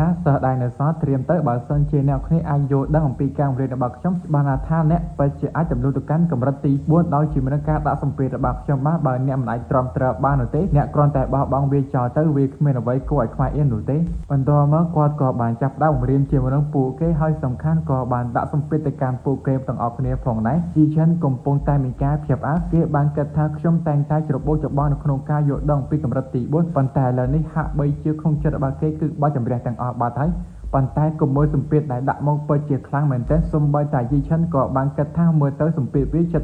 3,500 គីឡូបាត់ហើយប៉ុន្តែហាក់បីជាប្រតិចារនោះចាប់អារម្មណ៍ខ្លាំងចំពោះយីឆិនរបស់យើងមិនដឹងថាគាត់និយាយអ្វីទេជាមួយនឹងអ្នកបម្រើរបស់គាត់អញ្ចឹងណាបានឃើញថាល្ងាចរសៀលមកដល់បាត់ហើយសម្ពាធតែកាន់តែកើនឡើងហាក់បីជាវាឈានដល់ 4,500 គីឡូបាត់ហើយស្មើនឹងអំណាចកម្រិតទី 5ខ្វះតែ 500 ទៀតនោះទេវានឹងគ្រប់ 5,000 ដែលស្មើនឹងកម្រិតទី 5 បាត់ទៅហើយប៉ុន្តែខ្ញុំពិតជាមិនអាចចោះចាញ់នោះទេខ្ញុំត្រូវតែរៀនវាឲ្យចប់អំពីជាមួយមេរៀននេះហាក់បីជាទេពកោសល្យតាំងពី20ធ្លាក់នៅសល់ត្រឹមតែ10នាក់សំខាន់អ្នកដែលកំពុងតែមកក៏មានការភ្ញាក់ផ្អើលព្រោះថាយីឆាន់របស់យើងក៏បាននៅទីនោះផងដែរតើគាត់ពិតជាទទួលបានជោគជ័យអូយមើលទៅគេពិតជាមានសំណាងប៉ុន្តែបានឃើញថាជាមួយនឹងការដាក់សម្ពាធគឺបានបញ្ចប់បាត់ហើយបន្ទាប់មកអ្នកគ្នាយកវាទៅរៀននឹងអនុវត្តទៅចុះបន្ទាប់ពីព្រឹត្តិការណ៍ជីហ្វៃបានប្រាប់ពួកគេរួចអស់ទៅហើយគាត់ក៏បានទៅនិយាយជាមួយនឹងយីឆានរបស់យើងបានសួរថាអ្នកក៏ជាយីឆានគាត់តបវិញថាបាទមែនហើយគាត់ក៏បានសរសើរយីឆានរបស់យើងពិតជាធ្វើបានល្អមែនសង្ឃឹមថាការប្រកួតក្បាច់គុណក្នុងគ្រួសារអ្នកពិតជាធ្វើបានល្អនេះគឺជាថ្នាំពោយ័ន្តដែលវាពិតជាល្អមែនតែពួកដែលកំពុងតែមើលពិតជាភ្ញាក់ផ្អើលព្រោះថ្នាំនេះវានឹងបង្កើនឱកាសឲ្យទៅកាន់តួឲ្យរបស់យើង 50% ឈានដល់កម្រិតទី 4 ទោះបីជាវាកម្រិតទី 1 ក៏ដោយប៉ុន្តែវាពិតជាមានអត្ថប្រយោជន៍ជាខ្លាំងប៉ុន្តែបានឃើញថាធានហ្វៃបាយជាចំទោះបាននិយាយថាតាមយន់ដានវាពិតជាមានតម្លៃខ្លាំងណាស់មិនអាចចេះតែផ្ដោឲ្យទៅកាន់អ្នកអបប្រយោជន៍នោះទេព្រោះថាគេគ្រាន់តែជាមនុស្សមកពីសាខាខាងក្រៅព្រោះថាថ្នាំនេះវាពិតជាល្អនៅក្នុងការជួយកែតម្រូវរាងកាយបង្កើនធម៌ពលហើយនឹងបំបែកចំនួនហើយបំបែកជាមួយនឹងកម្ដៅកំណត់របស់ពួកគេផងដែរមើលតែការនិយាយរបស់វាទាំងភ័យតាមដងប៉ុន្តែវានៅតែនិយាយសំខាន់ក៏បានណែនាំពីពុកម្ដាយវាផងដែរក៏បានយល់ដឹងអំពីច្បាប់នៃគ្រួសារថាវាពិតជាមិនអាចចេះតែផ្ដោឲ្យទៅពេលផ្ដាស់បាននោះទេប្រតិចារយីហ្វៃក៏បានយល់ស្រកអំពីមតិរបស់អ្នកមើលទៅ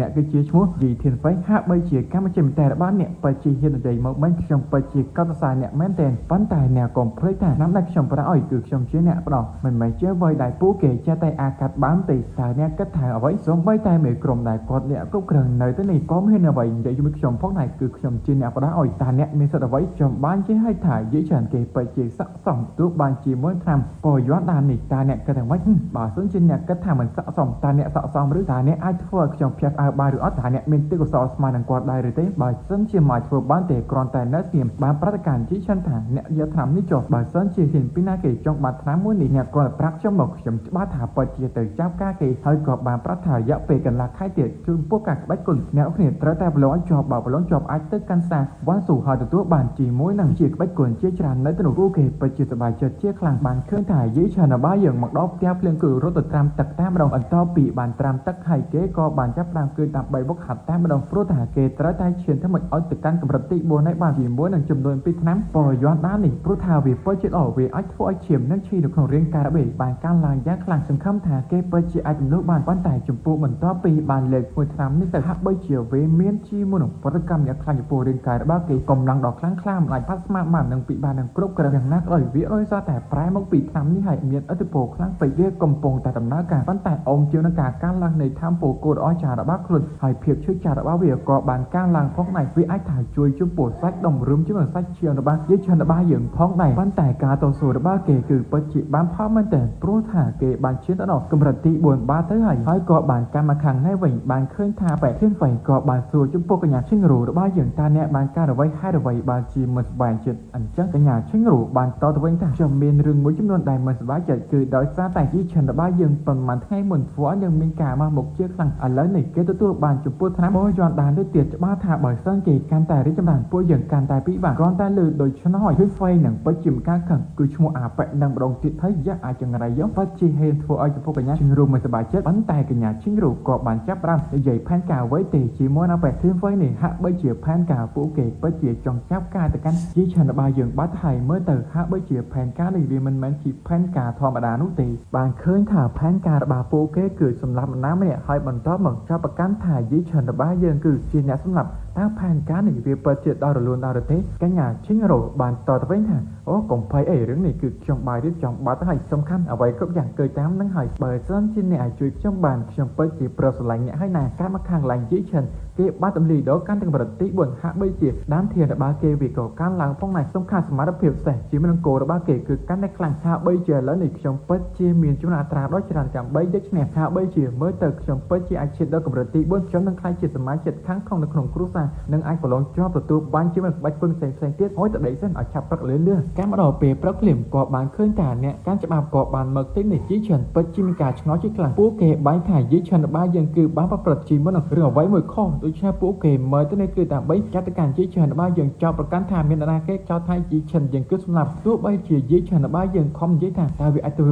បៀបណាបើសារតែខ្ញុំមានការស្មោះត្រង់ខ្ញុំក៏មិនខ្លាចដែរតើពួកយើងគឺតែនិយាយរឿងនេះដឹងសោះខ្មៅប្រាប់ទៅកាន់កញ្ញាយ៉ានៅទីនេះហើយកុំភ័យប៉ុន្តែហាក់បីជាពួកឯងនឹងនិយាយថាគេប្រហែលនឹងតែងប់ហើយកម្មមកដល់កន្លែងសារច្បាប់វិញបានឃើញថាមនុស្សជាច្រើនកំពុងតែមើលចំពោះយីឈិនរបស់យើងចំណែកកញ្ញានេះដែលជាម្ដាយរបស់កញ្ញាឈិញរូដែលនាងមានឈ្មោះថាស៊ូលីនយូហាក់បីជាកំពុងតែនិយាយជាមួយនឹងយីឈិនរបស់យើងយីឈិនក៏បានដឹងថានាងគឺជាម្ដាយរបស់ឈិញរូហាក់បីជាអ្នកគ្រប់គ្រងច្បាប់យ៉ាងណាក៏ដោយសិទ្ធិអំណាចរបស់នាងក៏មិនអន់ផងដែរយីឈិនក៏បានសួរអំពីរឿងនេះតើអ្នកចង់និយាយពីអ្វីបរមម្នាក់បាននិយាយថាចុះមកឆ្លើយក៏បានវាយទៅកាន់យីឈិនរបស់យើងប៉ុន្តែរាងកាយរបស់យីឈិនរបស់យើងពិតជារឹងមាំមិនអាចធ្វើអ្វីបាននោះទេបន្ទាប់មកបានឃើញថាលោកយាយយីយូនឹងលីងយូនឹងប្រាប់ថាកុំធ្វើបាបគាត់ទៀតអីហើយក៏បែកថាអូថាអ្នកគឺជាយីឈិនអូហើយអ្នកពិតជាអាចទប់ជាមួយកម្លាំងដៃគេឈានទៅដល់3000ជាងបាតទៅហើយថាអ្នកគិតថាអ្នកបានធ្វើអ្វីដែរទេថាអ្នកកំពុងតែវឹកហាត់ជាមួយនឹងអំណាចសាច់ក្នុងឈាមរបស់អ្នកមែនទេហាក់បីជាមើលទៅអំណាចនេះគាត់ភ័យខ្លាចតើអ្នកអាចបញ្យោខ្ញុំបានឬអត់ប៉ុន្តែដោយសារតែយីឈិនរបស់យើងនិយាយធ្វើឲ្យនាងកាន់តែខឹងនាងបាញ់ថាដល់ដូច្នោះតាមការវិនិច្ឆ័យរបស់ខ្ញុំ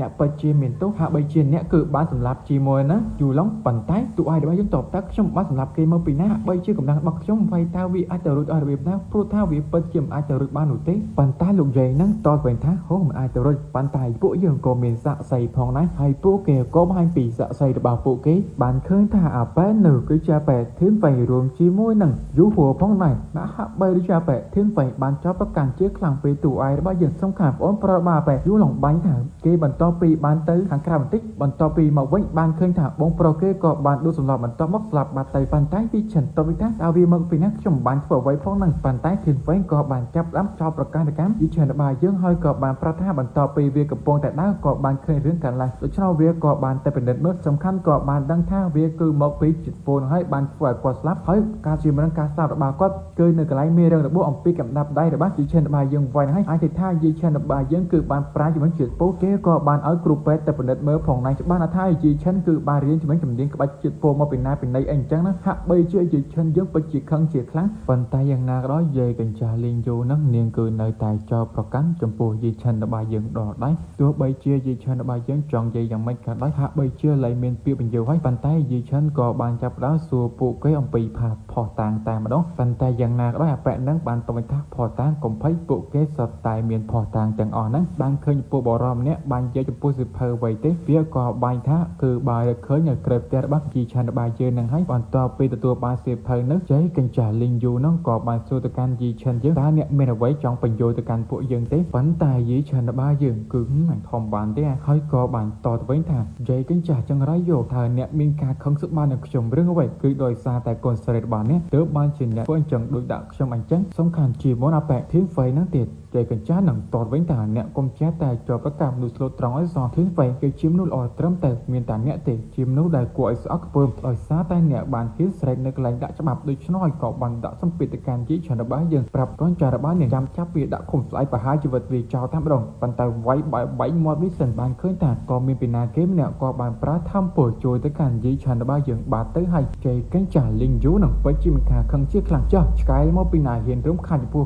កន្លែងកាត់ក្តីរបស់ខ្ញុំបន្ទាប់ពីបានឃើញថាម្នាក់នោះក៏ជាកញ្ញាមួយយន្តរបស់យើងហើយប៉ុន្តែសម្រាប់ប៉ែធឿនវៃហាក់បីជាមិនស្គាល់ចំពោះកញ្ញាមួយយន្តទេប៉ុន្តែសម្រាប់ជាកញ្ចាស់លីងយូគឺបានមកគោរពតាមដងឋានៈរបស់កញ្ញាមួយយន្តមិនមែនធម្មតានោះទេកញ្ញាកញ្ចៃកញ្ចាស់នឹងបានប្រាប់ថាពួកគេកំពុងតែតបពីរឿងកាត់ក្តីអំពីយីឈិនរបស់យើងប្រព្រឹត្តជាមួយទឹកអុកក្រឹកឲ្យໄວនោះទេហាក់បីជា មានរឿងអ្វីដល់ការសង្ស័យចំពោះកញ្ញាមួយយន្តមែនទេប៉ុន្តែយ៉ាងណាក៏ដោយនាងប្រាប់ថាហើយកុំនិយាយច្រើនខ្លាំងពេកចាំមើលទេនេះគឺបីជួយចំពោះយាយច្រើនរបស់យើងហ្នឹងហើយបន្តមកប្រាប់ពួកគេឲ្យយកសាកសពចំពោះអ្នកស្លាប់មើលទីនេះបន្ទាប់ពីសាកសពមកដល់កញ្ញាមួយយន្តរបស់យើងគឺចាប់ផ្ដើមពិនិត្យមើលជាមួយនឹងសាកសពនេះតែម្ដងទៅហើយក៏បាននិយាយថាជាតិពណ៌នេះហាក់បីដូចជាវាបណ្ដាលមកពីសត្វឃ្មុំពណ៌ក្រហមព្រោះថាវាពិតជាមានជាតិពណ៌ជឿខ្លាំងបន្ទាប់ពីបានខំចំពោះមនុស្សមើលទៅការស្លាប់របស់វាគឺមកពីសត្វនេះបាត់ទៅហើយច្បាស់ថាគឺត្រូវបានគេធ្វើឃាតមើលទៅកញ្ចៃកញ្ចាស់នឹងបែកថាហាក់បីជារឿងនេះកាន់តែក្រក់ប៉ុន្តែនាងក៏បានលើកហេតុផលអំពីសិភៅដែលយីឆិនរបស់យើងលួចរៀនគ្រាន់តែលើកដូច្នោះកញ្ញាយើងក៏បានសួរទៅការបែកធីនហ្វេងតែអ្នកបានឃើញវាតាំងពីកាវាតតវិញថាមិនសាមិញនាងក៏បានសួរអ្នកយាមទីក្រុង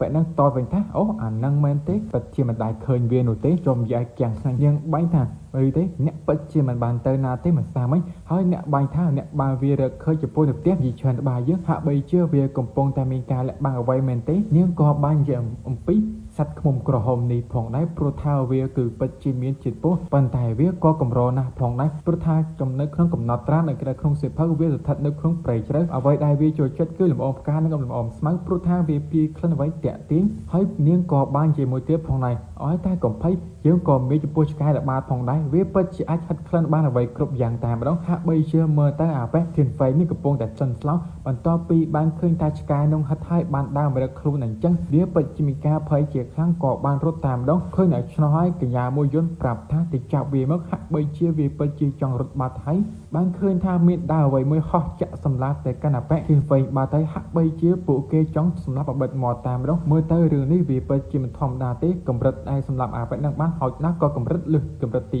4ផងដែរបន្ទាប់មកបានឃើញថាយាយចាស់លីងយូហ្នឹងគឺបានប្រាប់ថាបន្ទាប់ពីការកាត់ក្តីរបស់ខ្ញុំវាពិតជាស្វាញ្ញាពិតជាពីបាក់ខ្ញុំពិតជាសំទោសជាខ្លាំងហើយសូមសង្ឃឹមថាអ្នកនឹងមិនអាចចំទៅចុះបន្ទាប់មកនាងក៏បានយកប្រាប់ឲ្យទៅកាន់ពួកគេគឺអាចចាក់ចាញ់ជាមួយណាយីឆានរបស់យើងគឺដោយសម្រួលតាមដងរឿងនេះខ្លួននឹងកាត់ក្តីឲ្យបានត្រឹមត្រូវតាមមកខាងក្រៅវិញបានឃើញថាពួកគេកំពុងតែនិយាយគ្នាហាក់បីដូចជាយីឆានរបស់យើងពិតជាបានធ្វើអ្វីមួយឲ្យទៅកាន់យាយកញ្ចាស់លីងយូនេះមានការខឹងជាខ្លាំងព្រោះថាខ្លាឃ្មុំនោះក៏ខ្លាឃ្មុំគឺជាសត្វឃ្មុំនោះអាចថាគ្រួសាររបស់នាងពិតជាមានព្រោះថាមិនខ្វះទេអញ្ចឹងប៉ុន្តែយីឆានតបថាចង់ហោចណាស់គឺបណ្ដាមកពីកូនស្រីបាននាងនឹងហើយកម្មខាងនៅវិញម្ដាយរបស់កញ្ញាឈិញរូក៏ទះមួយកំភ្លៀងហើយអ្វីបាយជាអ្នកទៅប៉ះពាល់ពួកកញ្ញាមួយយន្តនាងពិតជាឆ្ងល់ជាខ្លាំងម្ដាយរបស់នាងប្រាប់ទៅវិញថាអ្នកគិតថាគ្រួសារធំទាំង4ពិតជាខ្លាំងមែនទេការពិតទៅគ្រួសាររបស់យើងគឺនៅបាត់តារាងតែម្ដងមានជីវិតក្នុងគ្រួសារមួយធំគឺមកពីវិមានព្រះអង្គម្ចាស់គឺជាកញ្ញាមួយយន្តព្រោះថានាងជាអ្នកទេពកោសល្យដ៏កម្រមួយក្នុងវិទូសវត្តបាត់ហើយយល់ល្អកំប៉ះពាល់បើសិនជាល្អជាងនេះទៀតអ្នកគួរតែទៅប្រកបចិត្តទៅកាន់យីឆានរបស់យើងឲ្យវាអាចថែមធ្វើឲ្យគ្រួសាររបស់យើងកាន់តែរីកចម្រើនទៅមុខបន្តទៀតតើអ្នកលឺដែរឬទេស្រីចង្រៃ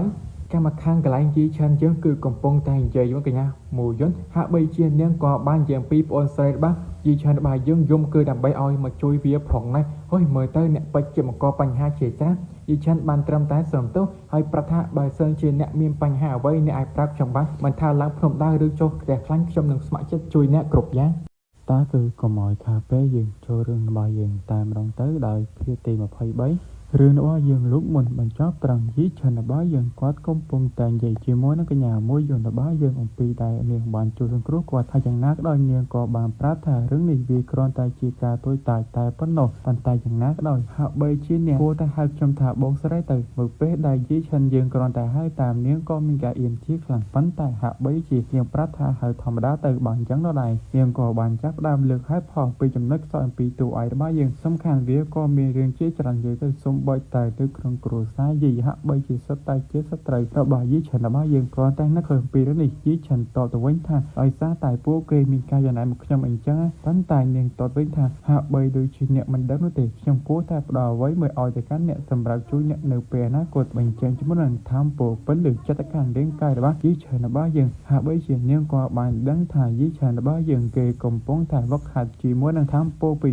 ហាក់បីជាការនិយាយរបស់កញ្ញាមួយយន្តរបស់យើងពិតជា ជាត្រឹមត្រូវព្រោះថាយីច្រើនរបស់យើងឥឡូវនេះគេកំពុងតែវឹកហាត់ជាមួយនឹងជំនាញពីរហើយមួយជាមួយនឹងកម្លាំងមួយទៀតគឺភាពរហ័សរហួនឬអាចហៅថាល្បឿនអីចឹងណាប៉ុន្តែយ៉ាងណាក៏ដោយនាងបានដឹងថាយ៉ាងណាក៏ដោយនាងក៏បានដឹងថាបច្ចេកទេសដែលយីច្រើនរបស់យើងគេកំពុងតែវឹកហាត់វាពិតជាជ្រាលជ្រៅមែនទែនហើយហាក់ក៏បីជាការវឹកហាត់របស់គេបើសិនជានៅតែបន្តបែបនេះទៀតការវឹកហាត់គេកាន់តែខូចខាតនាងក៏បានប្រាំពីកម្រិតនៃការវឹកហាត់គឺមានដូចជាជោគជ័យតូចជោគជ័យខ្នាតជោគជ័យធំនិងជោគជ័យឥតខ្ចោះហាក់បីដូចជាអ្នកទើបតែស្ថិតនៅជោគជ័យតូចតែប៉ុណ្ណោះហើយណាមួយអ្នកទើបតែរៀនបានអញ្ចឹងហាក់បីជាកម្លាំងរបស់អ្នកខ្សោយអាចប្រើបានត្រឹមតែ 1/10 តែប៉ុណ្ណោះគ្រាន់តែលើកដូចឆ្លងមានការទាំងជាខ្លាំងតើមានន័យថាខ្ញុំពិតជាល្ងងដែលវឹកហាត់ខុសរហូតដែលមេរិទេហាក់បីជាក្បាច់គុណទាំងនេះវាពិតជាស៊ីជម្រៅមែនទែនប៉ុន្តែយ៉ាងណាក៏ដោយដោយសារតែកញ្ញាមួយយន្តរបស់យើងបានដឹងថាយីឆិនរបស់យើងការវឹកហាត់របស់គេចឹងបាននៅតែបន្តពិតជាខូចខាតយីឆិនពិតជាមានការភ័យប៉ុន្តែនាងតតវិញថាកុំស្លន់ស្លោឲ្យខ្ញុំពិតជាមានរឿងមួយប្រាប់អ្នកអំពីកន្លែងវិមាននៃគ្រួសារយីដែលសភៅមួយដោយវាមានឈ្មោះថាហ៊ុនយន្តជីហាក់បីជាវាពិតជាល្អនៅក្នុងការជួយទៅពោះទូឯករបស់យើងប្រឹងតែរត់ទៅយើប៉ុន្តែកញ្ញាមួយយន្តប្រាប់ថាចុះអ្នកអតីតទៀតគឺដើម្បីហៅបងស្រីទេនាងពិតជាបារម្ភពីនេះហើយរឿងនេះចាំពេលក្រោយនាងក៏បានឲ្យចំពុកកដាអ្វីមួយទេនាងបានដឹងថាបើសិនជាយីឆាន់ឲ្យកដានេះច្បាស់ថាគេពិតជាប្រាប់ឲ្យចំពោះសិភៅនោះយីឆាន់របស់យើងក៏បានអរគុណចំពោះការជួយអំពីកញ្ញាមួយយន្តរបស់យើងបន្តមកពូគេក៏បានចូលទៅនោះហើយក៏បានលើសំឡេងរបស់បងស្រីយីឆាន់របស់យើងបារម្ភពីគេផងដែរប៉ុន្តែកាត់ចោលទៅបានកាប់ហាយមកដល់កន្លែងពេលញ៉ាំអីគឺបានឃើញថាយ៉ារបស់យើងគេញ៉ាំឡើងទាំងពោះបើទៅហើយយីឆាន់ប្រាប់ថាមកញ៉ាំតែគេកុំធ្វើជាអញ្ចឹងនាងតទៅវិញថាអត់ទេប៉ុន្តែពួកយើងសិតតែជាបងប្អូននឹងគ្នាអញ្ចឹងប៉ុន្តែយីឆាន់ក៏បង្ហាញពីអារ៉េឲ្យទៅកញ្ញាមួយយន្តមើលកញ្ញាមួយយន្តពិតជាភ្ញាក់ព្រោះថាអារ៉េនេះពិតជាកម្រយ៉ាងហោចណាស់វាក៏ស្ថិតនៅកម្រិតទី2ផងដែរប៉ុន្តែគាត់សោកស្ដាយការហៃរបស់វាពិតជាធ្ងន់ធ្ងរគ្រាន់តែលើដូច្នោះយីឆាន់ពិតជាមានការភ្ញាក់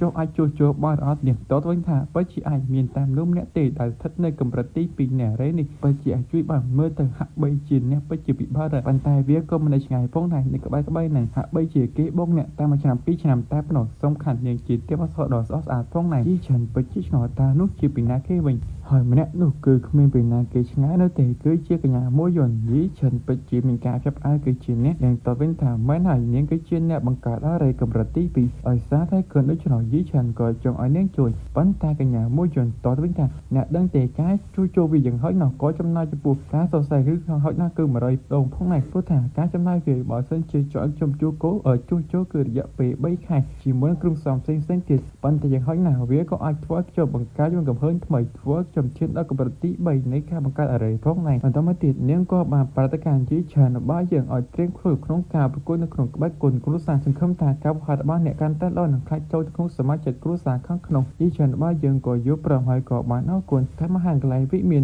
សនវងវិញគឺជាកន្លែងវិមានដែលគេយកពីក្បាច់គុណឬអាចហៅថាបច្ចេកទេសសម្ងាត់អីចឹងបានឃើញថាជាច្រើនរបស់យើងគេកំពុងតែស្វែងរកជាមួយនឹងបច្ចេកទេសនោះហាក់បីជាគេមិនតរកឃើញសោះព្រឹត្តិការណ៍ដែលនៅទីនោះមានការឆ្ងល់ក៏បានសួរទៅកាន់យីច្រើនរបស់យើងថាតើអ្នកកំពុងតែមើលរៀនរញ៉ៃកំពុងកន្លែងសារនេះមែនទេប៉ុន្តែយីច្រើនរបស់យើងគឺបានតតវិញថាអត់ទេខ្ញុំគ្រាន់តែកំពុងតែស្វែងរកចំពោះសិភៅមួយដែលវាឈ្មោះថាហ៊ុនយន្តជីគាត់លើដូច្នោះហើយក៏បានសោកអ្នកគិតថាសិភៅនោះវាស្ថិតនៅជាន់ទី1មែនឬទេគាត់ក៏បានប្រាប់ថាគេត្រូវបែងចែកជា3ថ្នាក់ដូចជាថ្នាក់ពណ៌លឿងគឺស្ថិតនៅជាន់ក្រោមថ្នាក់កណ្ដាលគឺជាសញ្ញាសហវឹកហាត់ចំពោះកម្រិតសន់ហើយចំណេញថ្នាក់លើគឺជាអ្នកដែលក្នុងសមាជិកគ្រួសារដែលពួកគេមានទេពកោសល្យត្រូវផ្ដល់ដោយចាស់ទៅបំផុតតែអ្នកពិតជាមិនដឹងទេហាក់បីជាមើលទៅអ្នកពិតជាល្ងងយីឆាន់យើងគឺបានតបវិញថាអូមួយវិញពិតជាដូច្នេះគេក៏បាននិយាយថាដូច្នេះបានជាកញ្ញាមួយប្រកួតកដាស់នោះខ្ញុំហើយយីឆាន់របស់យើងក៏បាននិយាយថាប៉ុន្តែខ្ញុំមានកដាអ្វីមួយគឺចង់ឲ្យអ្នកមើលគាត់បានដំបងនិយាយថាហើយអ្នក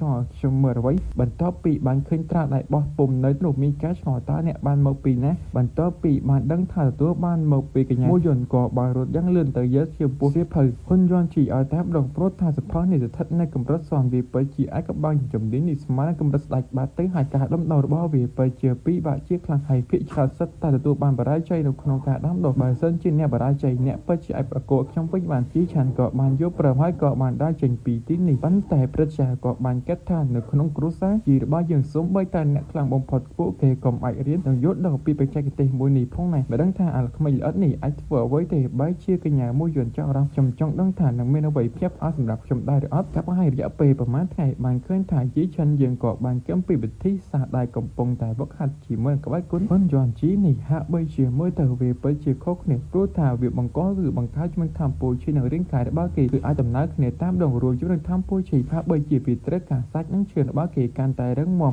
មើលទៅការគេពងមើលទៅជំនឿការខំប្រឹកវឹកហាត់ជាមួយជំនាញរបស់គេនេះហើយជារាងកាយសម្បត្តិរបស់គេសូម្បីតែជំនាញគូដ៏អស្ចារ្យរបស់គេវានឹងអាចថាស្មើនឹងកម្រិតទី6បាទទៅហើយចំពោះការវឹកហាត់របស់គេវាពិតជាអស្ចារ្យមែនទែនប៉ុន្តែបន្ទាប់ពីបានវឹកហាត់ជាមួយនឹងបច្ចេកទេសនេះសូម្បីតែការយល់ដឹងនឹងបច្ចេកទេសផ្សេងៗរបស់គេទៀតក៏កាន់តែរីកចម្រើនផងដែរគេគឺបានវឹកហាត់អស់រយៈពេល7ថ្ងៃឈានដល់កំណត់ការកម្រិតទី4នៅពាក់កណ្ដាលបាត់ហើយសូម្បីតែកម្លាំងថាមពលរបស់គេពិតជាក៏បានកើនឡើងខ្លាំងផងដែរឥឡូវនេះហាក់បីជាវិបត្តិជាចាខ្ញុំមិនដឹងថាគួរតែអរគុណអ្វីទៅកាន់កញ្ញាមួយយល់នោះទេការជួយដល់ច្រើនមុននេះបានកម្មហាមដល់កន្លែងញ៉ាំអីវិញពួកគេកំពុងតែចាប់ដើមនិយាយគ្នាប៉ុន្តែយីឆាន់បានគិតថាចំពោះការប្រគល់នៅក្នុងបេក្ខជនគ្រួសារមានតែយីសៀវជានោះទេតែគេស្ថិតនៅកម្រិតទី6ច្បាស់ថាខ្ញុំពិតជាពិបាកនៅក្នុងការយកឆ្នោតឬក៏ឈានទៅដល់ជុំរឿងហៅថា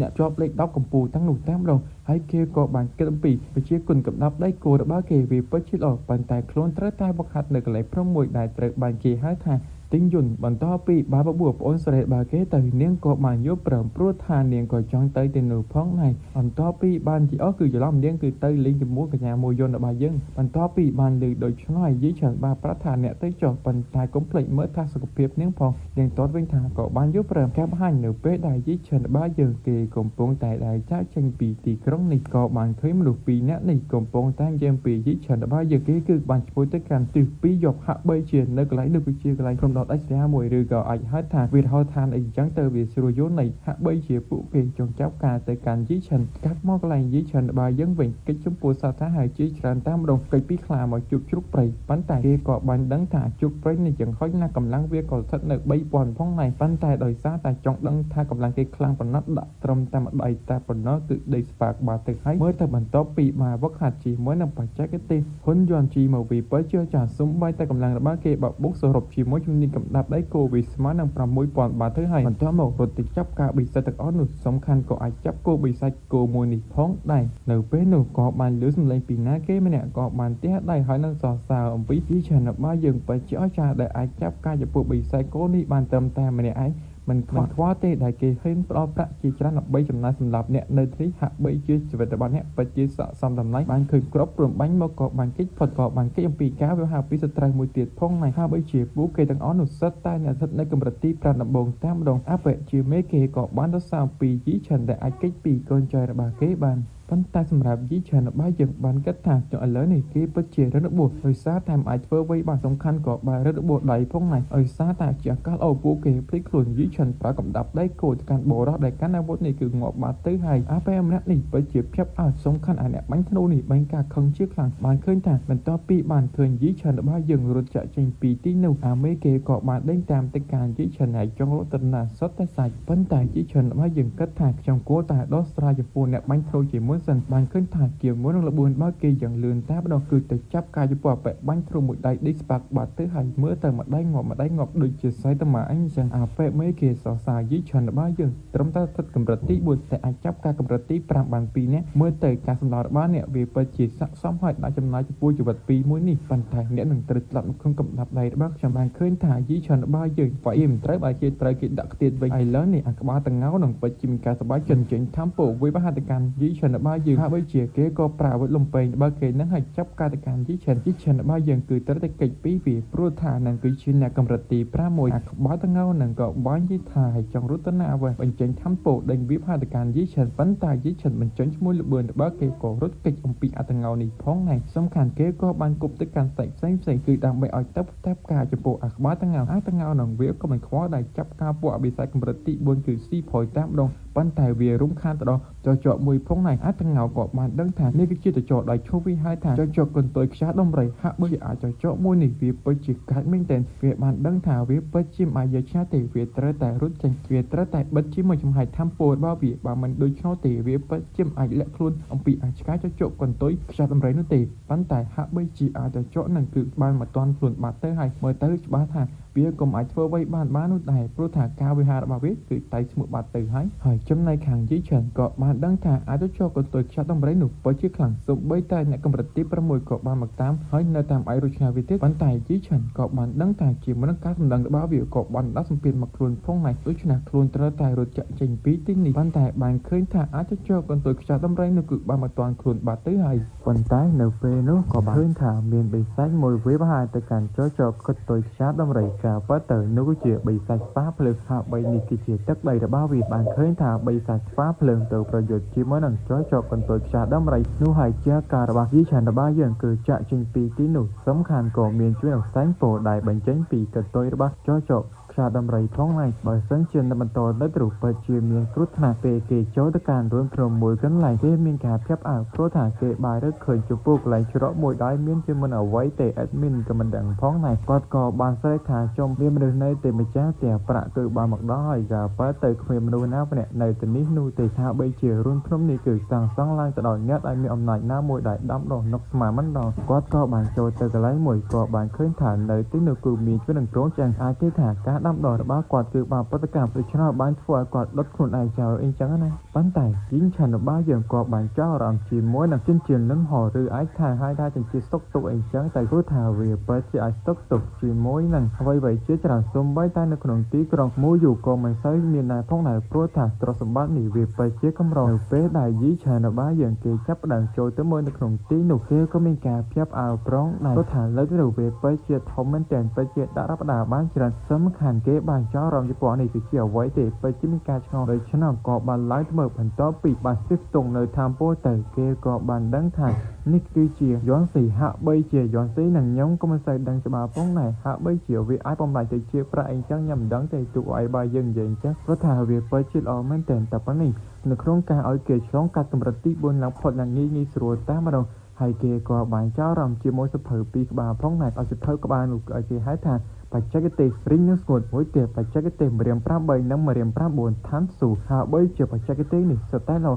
បច្ចេកទេសរៀងស្ងួតឬអាចថាបច្ចេកទេសរីងនឹងស្ងួតគឺជាបច្ចេកទេសកម្រិតសុនហើយវាក៏អាចលាក់ចំពោះកម្រិតរបស់ពួកយើងបានផងដែរវាពិតជាល្អនៅក្នុងការលាក់កម្រិតនិងចាប់ការគូសត្រូវមើលទៅវាពិតជាល្អនឹងគួរឲ្យចាប់អារម្មណ៍ចំណែកបច្ចេកទេសមួយនេះវិញម្រៀង8និងម្រៀង9ឋានស៊ូហាក់បីជាវាពិតជាអាចារ្យមែនតែប៉ុន្តែចំពោះការវឹកហាត់កម្រិតស្លន់មួយនេះវាក៏ត្រូវឲ្យយីឆានរបស់យើងគឺឈានដល់កម្រិតទី7ហាក់បីជាវាពិតជាពិបាកដោយឆ្នោយយីឆានរបស់យើងគេពិតជាមិនអាចរៀនចំពោះវិជ្ជាបច្ចេកទេសទាំងប៉ុន្មាននេះបានទេដោយឆ្នោយគេក៏ប្រឹងដើរចេញហើយគេក៏បានឃើញចំពោះកណាត់អ្វីទេមានការភ្ជាប់អាវចុងគ្រាន់តែជាកណាត់សោះមិនដេចខ្ញុំមានភ័យយ៉ាងនេះហើយវាគ្រាន់តែជាកណាត់អញ្ចឹងដូចខូចក៏មានភ័យបន្ទាប់ពីពិនិត្យយូរក៏បានដឹងថាបើដូចជាមើលទៅបើជាមានគួរឲ្យភ្ជាប់អាវចំពោះកណាត់នេះវាមានពលឺដូចមាសនឹងប្រាក់អញ្ចឹងចំពោះវត្ថុឬអាចហៅថាធម្មពលឬគឺហៅថាវត្ថុខែវយ៉ាងកម្រិតខ្ពស់មើលទៅកណាត់មួយនេះបើជាមិនធម្មតានោះទេសំខាន់កណាត់មួយនេះវាក៏អាចស្រូបយក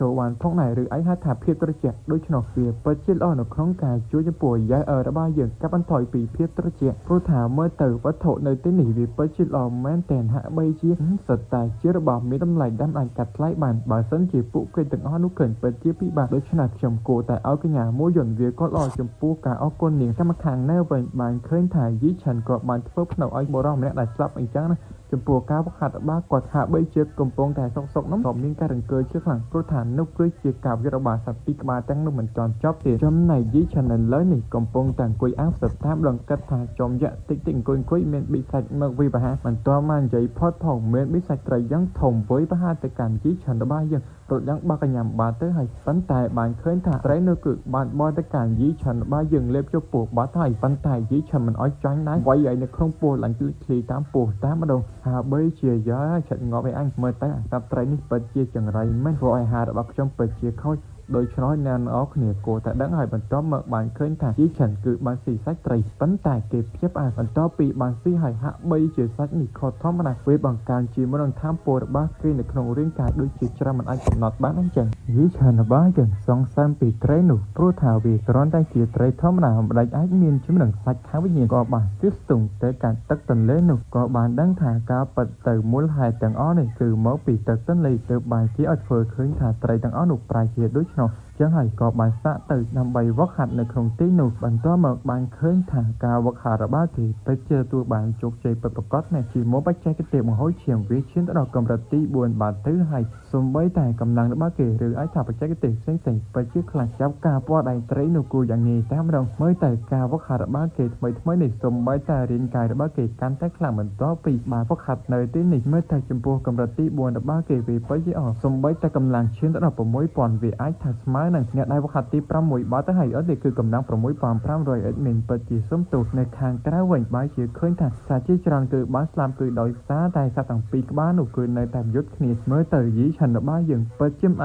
จะเจงบ้านติเพราะถ้ามาเวียนในแต่ไว้บรรทอใบได้เตะสีเปิดชีมีนครุฑนาดอกครุนโดยฉนองเมียนทางกวยตาสมาธิกำปองแต่เกิดอัมปีกาวักขาระบาดครุนเมื่อบานเคยถ่ายแล้วนิสมใบแต่ทำโปรแสระบาดเกกอบานการลังจึงปีมวลพกนายเกกอบานเคยจะเปิดปัจจัยกติเซ็งพกนายค่ะใบเฉียบปัจจัยกติหนีได้เติร์บานที่ให้ถ่ายยางย้อนสู่เจียมเมื่อหนังปัจจัยกติหนีวิปชิตออกหนังปัจจัยกติลิงโบไว้บูหะใบเฉียบวิปชิตออกหนังครองกาวักหัดระบาดยี่ฉันระบาดยังเวียก็ไอบังกายจำลองทำโปรยี่ฉันไอบังร้อนตกสมใบใต้จำเนียงรูบันโจ๊กเขียวเวียขอการใต้โอพ้องในเมื่อเตอเวียไปชิมินไอกำบังเชี่ยกลางไอที่ถ่ายไอกำบังได้เวียใจหมกเวียซับตาจำนวนในการยี่ฉันด้วยเฉียบปัจจัยกติกำลังเร่งกายหนังทำโปรหาใบเวียไปชิลออกหนังครองกาเรื่องนี้เมื่อแต่การวักหัดเวียเตะเติมแต่การกำรัตีพรำปีหนังตีพรำบุษแต่เตะเติมแต่การเขยโดยฉนอยี่ฉันระบาดยังเกตระแต่วักหัดนับใบบังการทำโปรมวยติดหาใบเจียเกคอมปรังได้ปันแต่มันตัวบานจกใช้สองจีไปเจียพระประชีมวยทำโปรระบาดเกไปเชี่ยจานหายเก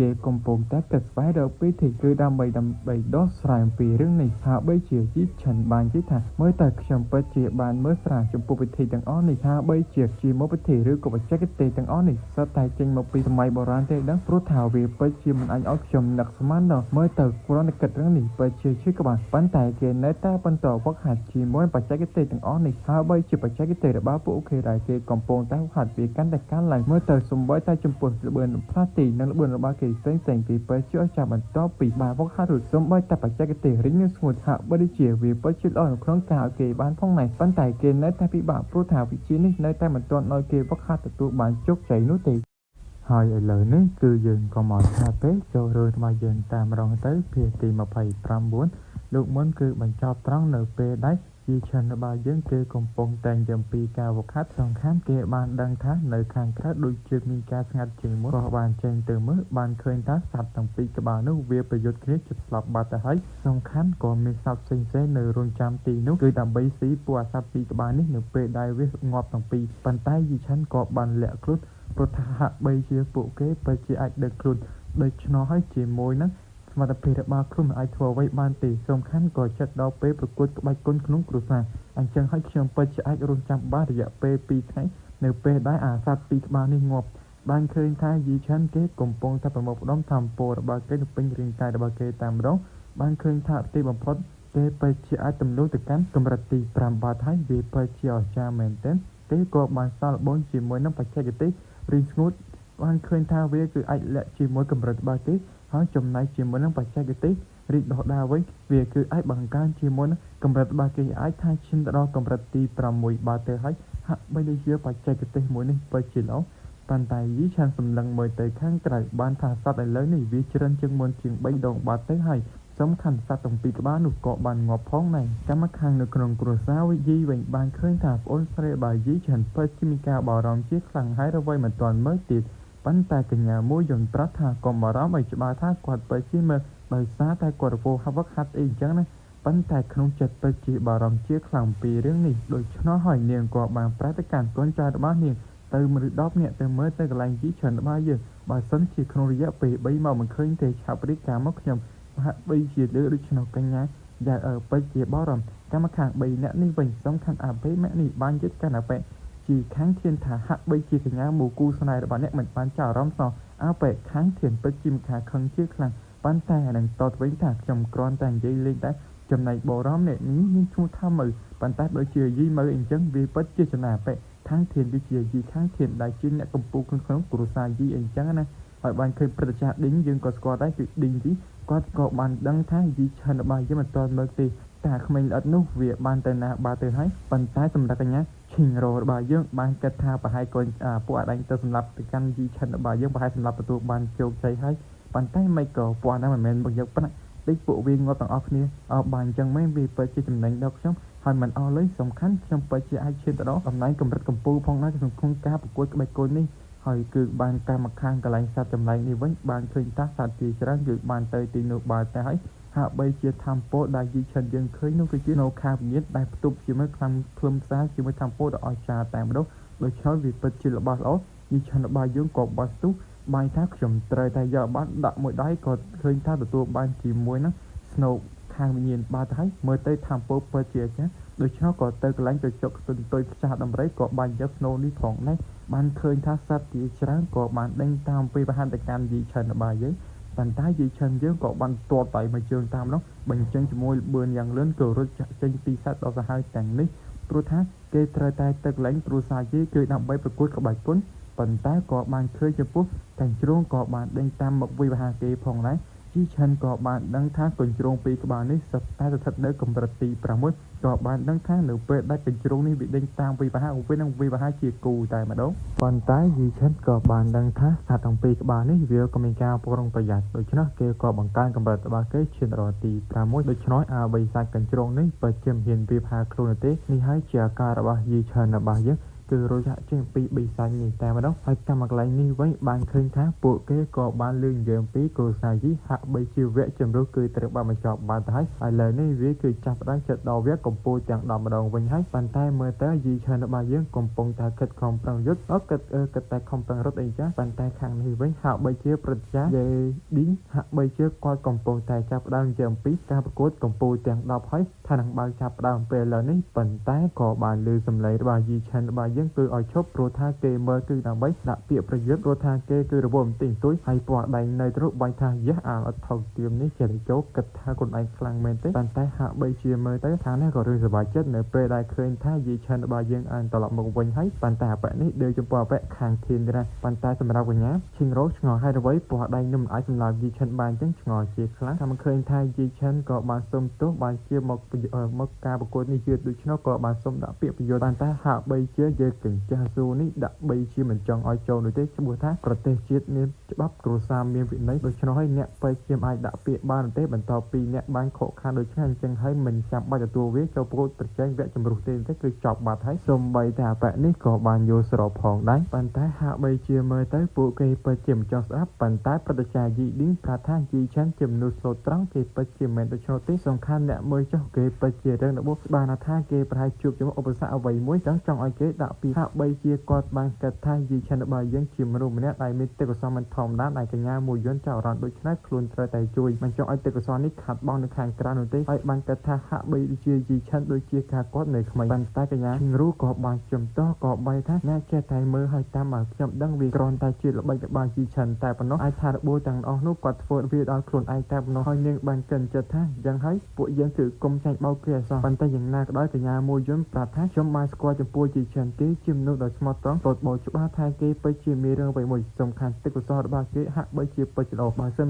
បើជាមិនផ្ដល់ឱកាសឲ្យគេតិចច្បាស់ថាគ្រួសារយីនឹងសោកស្ដាយព្រោះដៃខាងក៏បាននិយាយដល់ថាហាក់បីជាកញ្ញាមួយយមមានតំណែងជាមួយណាយីឆានរបស់យើងឬដូច្នោះអបៈខាងធានពិតជាខឹងចំណែកពណ៌ដៃដែលមិនដឹងអីបាយថាចំមកឆ្ងាយណាមកនឹងវ័យការប៉ែតទៅគឺជាអបៈខាងធានបាយថាកញ្ញាមួយយន្តអ្នកមិនមែនជាគ្រួសារយីនោះទេហើយអ្វីបើជាអ្នកមកអាកាន់ចឹងពណ៌ដៃដែលថាឲ្យមិនចង់តែថាអបៈខាងធានជាមនុស្សកម្ពុជាដែរប៉ុន្តែយីឆានតតវិញថាខាងធានតើខ្ញុំបានធ្វើអ្វីមកអ្នកបើជាអ្នកចុះប្រកាន់ខ្ញុំអញ្ចឹងវាគឺបានតតវិញថាយ៉ាងណាក៏ដោយអ្នកគ្មានគុណសម្បត្តិដើម្បីចូលប្រកួតប្រជែងអ្នកគ្រាន់តែកម្រិតទី4តែប៉ុណ្ណោះយីឆានរបស់យើងពិតជាមានការឆ្ងល់ ហើយអ្វីគេពិតជាបានដឹងថាគេមានអ្វីតាមដានខ្ញុំមិនឬទេគេពិតជាមានការឆ្ងល់ជាខ្លះប៉ុន្តែសំណាងហើយដែលអបិខាងធាននឹងវាបានដឹងថាធ្វើបានផាក់ផាត់ជាមួយនឹងបច្ចេកទេសរីស្ងួតឬរីកដុះដាលពិតជាអាចលាក់ជាមកកម្រិតដាំដុះគេបានឃើញថាប្រជាយីវ័យក៏បានមកជួយនិយាយឲ្យទៅកាន់យីឆានបាយើងផងដែរថាគេជាមនុស្សស្លូតត្រង់ហើយក៏ធ្លាប់បង្រៀននៅកន្លែងថ្នាក់គាត់ផងដែរ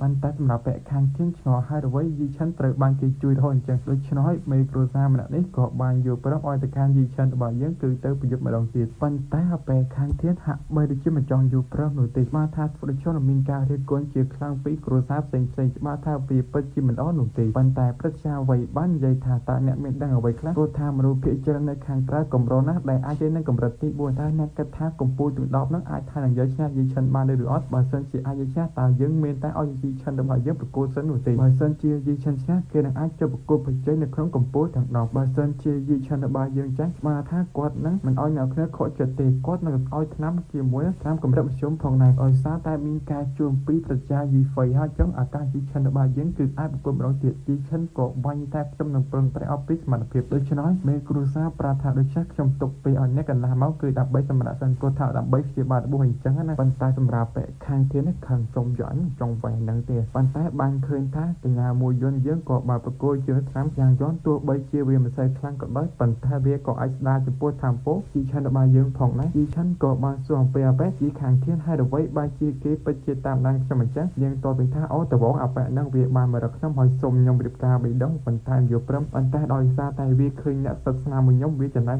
អញ្ចឹងណាអូជីឆានយើងក៏បានយកការប៉តេអញ្ចឹងទេណែប៉ុន្តែនាងក៏បានប្រាប់ថាទេពសររបស់បេខាងធានពិតជាមិនធម្មតាអ្នកត្រូវតែប្រុងប្រយ័ត្នប៉ុន្តែក៏មកបេខាងធានខឹងណាស់ប្រាប់ទៅកាន់កូនចៅវាបើមានពិណាអាចយកឈ្នះចំពោះជីឆានវានឹងឲ្យចំពោះបច្ចេកទេសកម្រិតទាន់តែម្ដងឥឡូវនេះការប្រកួតគឺបានចាប់ផ្ដើមបានហើយគេនឹងឲ្យមនុស្សគ្រប់គ្នាគឺមកប្រកួតក្នុងជីឆានរបស់យើងបើសិនជាជីឆានអាចទប់ទល់រយៈពេល3ម៉ោងបានណាស់ថាជីឆានពិតជាអាចចូលទៅកាន់ការប្រកួតទាំង10បានឬអាចថាកម្ពុជាទាំង10បើសិនជាអ្នកផ្សេងអាចយកឈ្នះចំពោះជីឆានពួកគេក៏អាចចូលបានផងដែរដូច្នេះអាចចូលមកបានប៉ុន្តែសម្រាប់ជីឆានយើងគឺមិនខ្វល់ទេជីឆានបានដឹងថាពួកគេគិតថាខ្លួនពិតជាយករហូតដល់អស់កម្លាំងទាំងដៃការពិតពួកគេដឹងថាមិនអាចយកឈ្នះទៅកាន់ជីឆានយើងបានទៅហើយអ្នកដែលខឹងជាងគេគឺជឿថាបេខាងធាននោះទេប៉ុន្តែបានឃើញថាក៏លេចឡើងជាមួយបរមអ្នកគ្រាន់តែកម្រិតទី2តែប៉ុណ្ណោះចង់មកប្រកួតជាមួយជីឆានរបស់យើងជីឆានយើងពិតជាគៀងងាប់កម្រិតទី2តែប៉ុណ្ណោះហើយប៉ុន្តែគេពាក់ជាមួយឧបករណ៍អភិយុទ្ធគិតថាអាចធ្វើពេកខ្ញុំបានឃើញថាជីឆានរបស់យើងក៏បានចាប់ដើមប្រមូលផ្ដុំថាមពោនៅក្នុងដានធានរបស់ខ្លួនគ្រាន់តែស្រែកតែប៉ុណ្ណោះអាចធ្វើអានឹងគឺសន្លប់ហើយឆាញ់បាត់ទៅហើយប្រតិចារនេះគឺបាននិយាយថាជីឆានរបស់យើងគឺហាក់បីជាបច្ចេកទេសរបស់គាត់ពេកជិតអស់ប៉ុន្តែវានៅតែមានចំពោះបរមអ្នកដែលមានឈ្មោះថាជីទីងស៊ីងអ៊ីគេអញ្ចឹងប៉ុន្តែយ៉ាងណាក៏ដោយប្រតិចារជីហ្វៃបានប្រាប់ថាគាត់នៅតែជឿជាក់ពីសមត្ថភាពរបស់ជីឆានរបស់យើងឥឡូវនេះជាគូបន្តរបស់ជីឆានរបស់យើងគឺមិនបាញ់និយាយច្រើនទេជីឆានយើងចក្រវត្តបាត់ទៅហើយគឺបានឃើញថាការប្រកួតរបស់គេមួយដៃគឺចាប់ការទៅកាន់គូប្រកួតទាំងអស់នោះបានទៅហើយអ្នកដែលកំពុងតែមើលមានការផ្ទះផ្អើលជីឆានឈ្នះបាន10ប្រកួតជាប់គ្នាម៉ែឲ្យសមត្ថភាពវាពិតជាខ្លាំងហាក់បីជាគេពិតជាអស្ចារ្យមែនតែគេពិតជាមិនដឹងថាកម្លាំងពិតរបស់ជីឆានគឺប៉ុណ្ណាទេអាចថាមើលទៅសំបីតាអ្នកជាប់កម្ពុជាទាំង10មិនដឹងថានឹងអាចយកឈ្នះចំពោះជីឆានរបស់យើងផងប៉ុន្តែសម្រាប់ជីឆានរបស់យើងបានដឹងថាបើសិនជាខ្លួនមិនធ្វើដូច្នោះទេវាពិតជាពិបាកប៉ះដៃនោះក៏បាននិយាយថាមើលទៅរបួសរបស់ជីឆានគេពិតជាសះស្បើយមិនដឹងថាជីឆានយើងវឹកហាត់ជាមួយបច្ចេកទេសអាក្រក់មួយណាទេបើជាមិនយកឈ្នះបានប៉ុន្តែកញ្ញានេះបានយើងពីថាមពលឈីនិងសាច់ឈឿនរបស់ជីឆានរបស់យើងពិតជាអស្ចារ្យបើអាចថាប៉ាស្មានកម្លាំងក៏5000ជាងអញ្ចឹងដែរប៉ុន្តែអបិខាងធានបែរថាតែក៏នៅមានអបិទីសិងដែលអាចថាគេនឹងខ្លាំងជាងអបិជីឆានរបស់យើងទៅទៀតមើលទៅគេច្បាស់ថាមិនជាគូប្រជែងរបស់ទីសិងនោះទេបានឃើញបរមទៀតក៏បានវាឈ្មោះថាលៃគង់ហាក់បីជាវាមកគឺដើម្បីប្រយុទ្ធជាមួយនឹងជីឆានរបស់យើងដោយវាស្ថិតនៅដំណាក់កាលចុងក្រោយនៃកម្រិតទី4ប៉ុន្តែវាគឺបាននិយាយថាហាក់បីជាជីឆានរបស់យើងពិតជាអត់ប៉ុន្តែជីឆានរបស់យើងពិតជាមិនខ្វល់នោះទេតែសម្រាប់កញ្ញាមួយយន្តក៏បានដឹងថាវាក៏ស្ថិតនៅដំណាក់កាលទី4ផងដែរប៉ុន្តែហាក់បីជាអានឹងក៏ធ្លាប់ជាអ្នកខ្លាំងផងដែរនៅជាពោះរុសាខាងក្រៅអញ្ចឹងណាប៉ុន្តែនាងក៏នៅតែជឿថាជីឆានរបស់យើងគឺនៅតែអាចយកឈ្នះបានព្រោះថាគេពិតជាដឹងពីការរីកចម្រើនរបស់ជីឆានពណ៌ដៃនេះកំពុងតែមើលពីកម្មវិធីល្បឿនយ៉ាងលឿនរបស់ អាប៉ែលៃកងនេះតាមដងប៉ុន្តែយីឆានរបស់យើងបើជាអាចកិច្ចអំពីការវិភាគរបស់វាបានដោយអាប៉ែលៃកងនឹងវាបានវឹកហាត់ជាមួយនឹងបច្ចេកទេសល្បឿនពន្លឺអីចឹងកម្រិតទី2វាឈានដល់ចឹងប៉ុន្តែជាមួយបច្ចេកទេសធានណាលីងគូរបស់យីឆានរបស់យើងគឺពិតជាលឿនគ្រាន់តែសេរីសោះគឺបានឃើញថាប៉ែលីងគងនឹងគឺបានស្លាប់បាត់ទៅហើយអ្នកដែលកំពុងតែមកសុំបីតែអជាកោនេះគាត់ក៏មានការចាប់អើផងហើយចំពោះល្បឿនរបស់យីឆានរបស់យើងសុំបីតែកម្លាំងនឹងល្បឿនគេពិតជាអស្ចារ្យមែនទែនពិតជាអាចនឹងប៉ិតស្មានដល់ប៉ុន្តែគាត់មិនដឹងថាជំនាញដែលយីឆានយើងរៀនគឺមកពីណាទេប៉ុន្តែព្រឹទ្ធចាស់ជីហ្វៃប្រាប់ថាទោះបីជាគេទទួលបានជំនាញនៅពីណាក៏ដោយប៉ុន្តែហាក់បីជាអត់ថែបម្រើគ្រួសាររបស់យើងប៉ុន្តែហាក់បីនោះគឺជាជំនាញហ៊ុនយន់ជាលើកដូច្នោះព្រឹទ្ធចាស់យីឌៀនក៏បានប្រាប់ថាគាត់គឺជាអ្នកខ្ចីលើដូច្នោះបែកខាងធានពិតជាមានការខឹងជាខ្លាំងប៉ុន្តែកញ្ញាមួយយើងប្រាប់ថាហើយចេះដឹងមិនគឺនោះគឺខ្ញុំជាអ្នកប្រោយណាមួយណាគ្នាគួរតែដឹងថាសភៅនេះគឺផ្ដល់មកពីទីក្រុងព្រះរាជាវាំងអ្នកគួរតែដឹងហើយមែនទេព្រឹទ្ធចាស់នឹងក៏បីថាហាក់បីដូចជាការវឹកហាត់សៀវភៅហ៊ុនយន់ជីនេះព្រោះថាអស់រយៈពេល10ឆ្នាំហើយមិនដែលមាននរណាម្នាក់គឺអានវឹកហាត់ទទួលបានជោគជ័យនោះទេមើលទៅមានតែយីឆានរបស់យើងនោះទេដែលជាមនុស្សមានទេពកោសល្យបានឃើញថាក៏មានមនុស្សម្នាក់ទៀតមកហើយដាក់ប៉ែនឹងគឺជីទីងសិងនឹងហើយតែអាប៉ែអីគេដែលទៀបតែនិយាយថាវាពិតជាខ្លាំងមែនតែចំពោះប៉ែនឹងអាប៉ែនឹងវាក៏ធ្លាប់ប្រកួតជាមួយកញ្ញាឈីងរូដែរប៉ុន្តែវាមិនអាចយកឈ្នះបាននោះទេយីឆានរបស់យើងក៏បានដឹងថាប៉ែនឹងក៏មិនអន់ផងដែរអាប៉ែនឹងវាចង់ឲ្យយីឆានរបស់យើងចូលមកវាមិនប្រើអាវុធនោះទេប៉ុន្តែយីឆានរបស់យើងតតវិញថាមិនបាច់ទេប្រើអាវុធរបស់អ្នកមកខ្ញុំនឹងបញ្ចេញអស់ពីសមត្ថភាពរបស់ខ្ញុំអ្នកដែលកំពុងតែមើលបាននិយាយថាយីឆានរបស់យើងគឺជាមនុស្សពិតជាក្រអឺតកត្រឹមសូម្បីតែកញ្ញាឈីងរូក៏បីថាហើយក្រអឺតកត្រឹមសិនតែតិចទៀតចាញ់គឺដោយសារតែប៉ែទីងសិងហើយប៉ុន្តែសម្រាប់យីឆានរបស់យើងគឺបានប្រាប់ថារឿងគេមិនតន់បានវាយផងក៏បញ្ញាប់កាត់សេចក្តីយ៉ាងនេះហាអាក្មេងតូចដោយសារតែការនិយាយរបស់យីឆានរបស់យើងដូច្នោះហើយវាប្រហែលទៅការយីឆានប៉ុន្តែយីឆានរបស់យើងគឺមិនតែអាចកិច្ចហើយសំខាន់ក៏អាចរៀបរៀងអំពីការវិហារផងដែរកញ្ញានឹងភ្ញាក់អំពីយីឆានតែអាចកិច្ចអំពីរចចរណាខ្យល់របស់ប៉ែទីងសិងនេះបានសូម្បីតែប៉ែទីងសិងក៏ភ្ញាក់ផងដែរប៉ុន្តែយ៉ាងណាដោយខ្លួននៅតែមិនអាចចោះចាញ់ទោះបីជាគេស្ថិតនៅកម្រិតទី4ក៏ដោយបានឃើញថាពួកគេទាំងពីរនាក់នេះគឺចាប់ដើមប្រយុទ្ធគ្នាហើយប៉ុន្តែកម្លាំងរបស់យីឆានខ្លាំងជាងវាយដល់របួសដៃរបស់ទៅហើយសំខាន់ដៃវាក៏របួសផងដែរអ្នកដៃទៅមើលមានការភ្ញាក់អាចថាកម្លាំងយីឆានរបស់យើងលើសពី4000ឬក៏អាចថា5000ប៉ុន្តែប៉ែទីងសិងក៏បានបញ្ចេញកំដាប់ដៃក្រហមក្លាវវាប្រហាទៅកាន់យីឆាន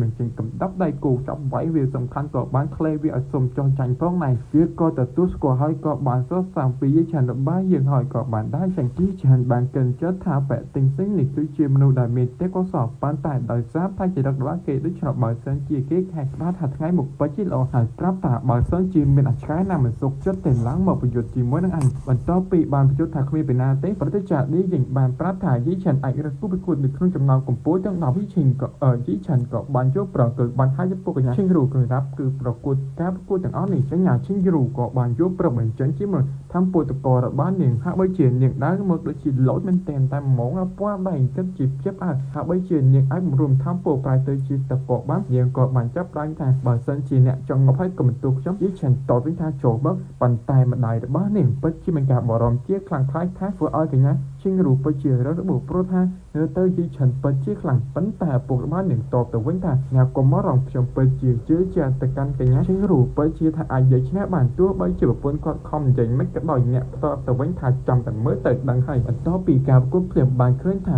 យីឆានរបស់យើងស្ទុះទៅវាយប៉ុន្តែបានឃើញថាកញ្ញាឈិងរូរបស់យើងគឺវាជិះឡើងធូរតែម្ដងនាងបានប្រាប់ថាមើលទៅអ្នកចាំតែមើលស្នេហ៍របស់ខ្ញុំទៅនាងបានវាប្រហែលទៅកាន់យីឆានរបស់យើងគឺបានឲ្យលហើយហើយបានឃើញថានាងក៏បានបញ្ចេញជាមួយនឹងបច្ចេកទេសដៅវិញ្ញាណទឹកកកវាប្រហែលទៅកាន់យីឆានរបស់យើងគឺឡើងកកបាត់ទៅហើយអ្នកមើលក៏បានទៅសើមពីបច្ចេកទេសនេះព្រោះថាវាស្ថិតនៅកម្រិតស្ទាន់បានទៅសើមហើយបាននិយាយបន្តទៀតថាយីឆានរបស់យើងគឺប្រហែលចាញ់បាត់ទៅហើយមើលទៅនឹងប៉ុន្តែមើលទៅការនិយាយរបស់ពួកគេពិតជាបានខកបាត់ទៅហើយយីឆានរបស់យើងក៏បានរើបំរាស់ចេញពីទឹកកកនោះបាត់ទៅហើយពិតជាខ្លាំងមែនទែនប្រតិចាយីហ្វៃក៏បានសរសើរអំពីសមត្ថភាពរបស់យីឆានរបស់យើងក៏បាននឹកអំពីការបង្រៀនរបស់គាត់កាលពី20ថ្ងៃមុនបានបង្រៀនទៅការយីឆានរបស់យើងហាបីឬជាមើលទៅយីឆានរបស់យើងគេពិតជាបានកាន់ឡើងជាមួយនឹងសមត្ថភាពរបស់គេពិតជាធ្វើឲ្យគាត់អញនឹកស្មានដល់មែនមើលទៅចំពោះជំនាញរបស់គេប្រខាត់ទីពិតជាអស្ចារ្យមែនទេ ជាមួយនឹងការវឹកហាត់និងការអត់ធ្មត់របស់គាត់ថ្ងៃអនាគតនឹងទទួលបានលទ្ធផ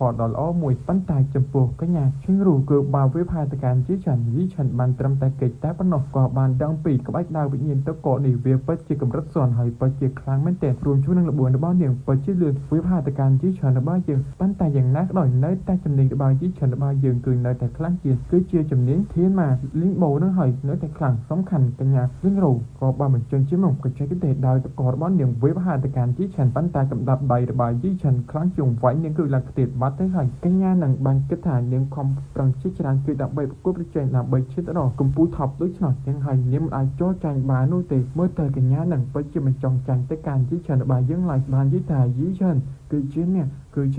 ងពិតជាមានការខំជាខ្លាំងគឺដោយសារតែអ្នកនឹងហើយបានឃើញថានាងក៏បានលេបជាថ្នាំហាមឃាត់គឺគ្មានពីណាឃើញនោះទេបង្កើនជាមួយនឹងធម្មពលរបស់នាងកាន់តែខ្លាំងតែម្ដងនៅទីនោះសំបីតាយីឆានក៏ភៀបអើមពីរឿងនេះផងដែរអំពីធម្មពលដែលកញ្ញាឈិងរូបញ្ចេញមកឲ្យអ្នកមើលក៏ភៀបអើមពីធម្មពលរបស់កញ្ញាឈិងរូហាក់បីជានេះជាធម្មពលពិតបាននាងមែនទេប៉ុន្តែយីឆានតតវិញថាអ្នកដូចជាមិនដឹងពីអ្នកនឹងខ្ញុំទេថាមួយណាខ្លាំងជាងបានឃើញថាយីឆានរបស់យើងបញ្ចេញជាមលចំហាយធម្មពលរបស់គេមកសំបីតែកញ្ញាមួយយន្តក៏ភៀបអើមពីការរួមចូលធម្មពលរវាងឋានសួគ៌និងផែនដីផងដែរបានឃើញថាមួយកម្ដាប់ដៃនេះពិតជាអាចបំផ្លាញជួនតកោដ៏ធំសំខាន់កញ្ញាឈិងរូក៏បានឃ្លាអំពីខ្សែវៀនផងដែរពួកគេដែលមើលមានការភៀបអើជាខ្លាំងសំបីតែព្រឹត្តិការណ៍យីហ្វៃផងដែរពិតជាសរសើរពីយីឆានរបស់យើងហើយលើនេះយីឆានគឺជាកម្ពុជាទឹកដប់សំខាន់ក៏ជាអ្នកជាប់លេខ2ផងដែរប៉ុន្តែយីឆានកំពុងតែឆ្ងល់អំពីយន្តហ័យរបស់កញ្ញាឈិងរូហាក់បីជាត្រូវបានបែកបាត់ទៅហើយហាក់បីជាកម្លាំងរបស់នាងពិតជាផុកស្រួយយ៉ាងនេះមែនទេចំពោះយន្តហ័យរបស់នាងព្រោះថាខ្លួនប្រាធម្មពលពិតជាតិចខ្លាំងណាស់បានឃើញតាមម្ដាយរបស់នាងក៏បានទៅមើលសំខាន់ក៏បានដឹងថាកូនស្រីរបស់នាងគឺលេងអាចវឹកហាត់បានទៀតនេះហើយគឺដោយសារតែយន្តហ័យរបស់នាងគឺត្រូវបានបែកគឺអាចហៅថាស្នូវិញ្ញាណអីចឹងណាស្នូធម្មពលអញ្ចឹងអ្នកដែលស្ដាប់មើលរឿងលីងដងរបស់យើងគួរតែដឹងហើយចំណាអបិខាងធានបាញ់យីថាហាក់បីជាមើលទៅអបិយីឆានពិតជាមនុស្សកាយសាហាវដែលហ៊ានធ្វើបាបចំពោះមនុស្សដែលនៅក្នុងគ្រួសារខ្លួនឯង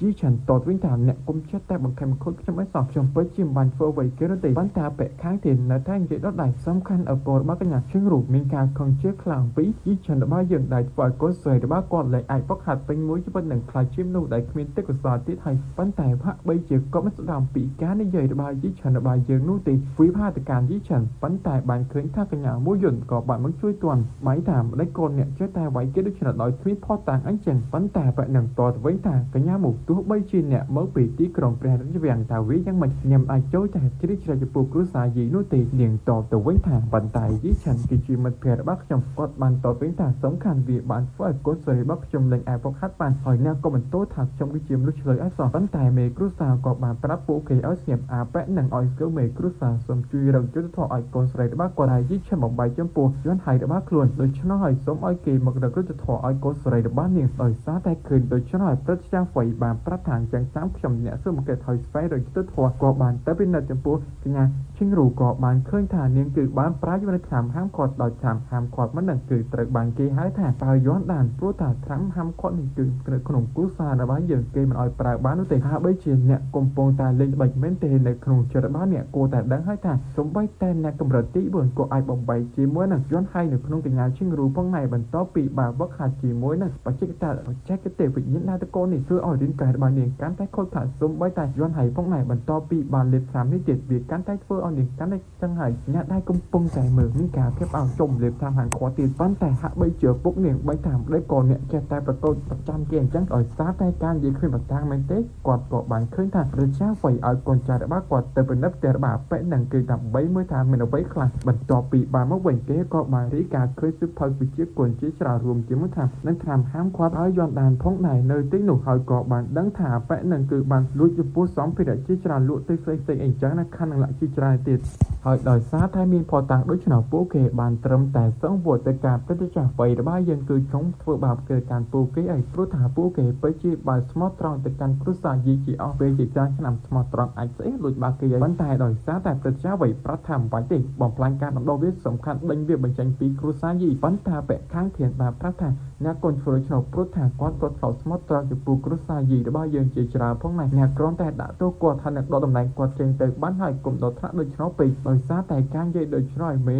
គ្រួសារក៏បានយល់ព្រោះទោះបីជាប្រជាវ័យយើងចង់ហាមដែរវាក៏អាចទៅរួចដែរចឹងហើយប្រជាវ័យរបស់យើងក៏បានយល់ព្រមដល់តំណែងគេចេញសំខាន់ក៏ត្រូវបណ្ដេញគេធ្វើខ្លាយទៅជាអ្នកឆ្មាំគ្រួសារឬក៏អាចថាអ្នកជាមិនអញ្ចឹងប៉ុន្តែមើលទៅតំបុករបស់គេនៅតែមិនទេនេះបានឃើញថាពាក់ខាងធានតាទៅកាន់ជីឆិនយើងថាខ្ញុំប្រាប់អ្នកនឹងលែងមានចំពោះសេចក្តីសុខទៀតហើយខ្ញុំនឹងតាមបំផ្លាញអ្នកពីពេលនេះទៅកញ្ញាមួយយន្តប្រតិកម្មជីឆិនរបស់យើងថាត្រូវតែប្រុងប្រយ័ត្ននៅពេលក្រោយដែរមកនៅក្នុងគ្រួសារខាងក្នុងជីឆិនរបស់យើងក៏បានប្រាប់ថាមិនទេប៉ុន្តែបានឃើញថាមីងយានក៏បានមកនិយាយជាមួយនឹងជីឆិនរបស់យើងថាបីឬជាសសំពីសមត្ថភាពជីឆិនដែលអាចយកឈ្នះចំពោះកញ្ញាឈិញរូជីឆិនតទៅវិញថាវាគ្រាន់តែជាសំណាងតែប៉ុណ្ណោះឥឡូវនេះពូគេក៏បានចាប់ផ្ដើមនិយាយអំពីការប្រកួតតាមដងទៅព្រោះថាឥឡូវនេះពូការប្រកួតជាច្រើនតាមដងសំខាន់មីងយ៉ាងរបស់យើងគឺបានប្រកួតប្រជែងជាមួយអបិម្នាក់ដែលជាប់លេខ4សំខាន់គេក៏បានអាចយកឈ្នះផងដែរសង្ខេបតាមដងទៅសំខាន់មីងយ៉ាងរបស់យើងក៏បានប្រវល់ជីឆិនរបស់យើងគឺប្រកួតផងដែរព្រោះថា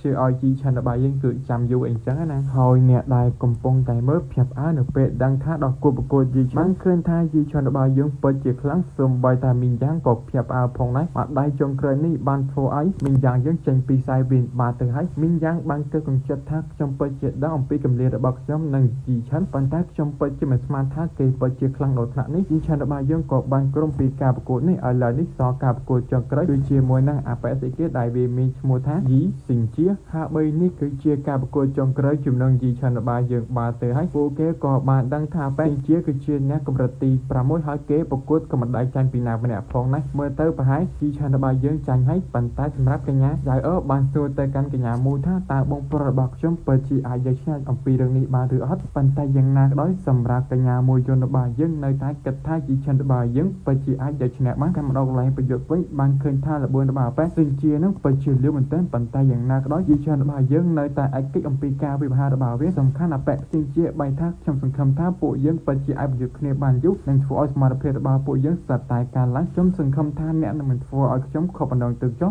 ជីឆិន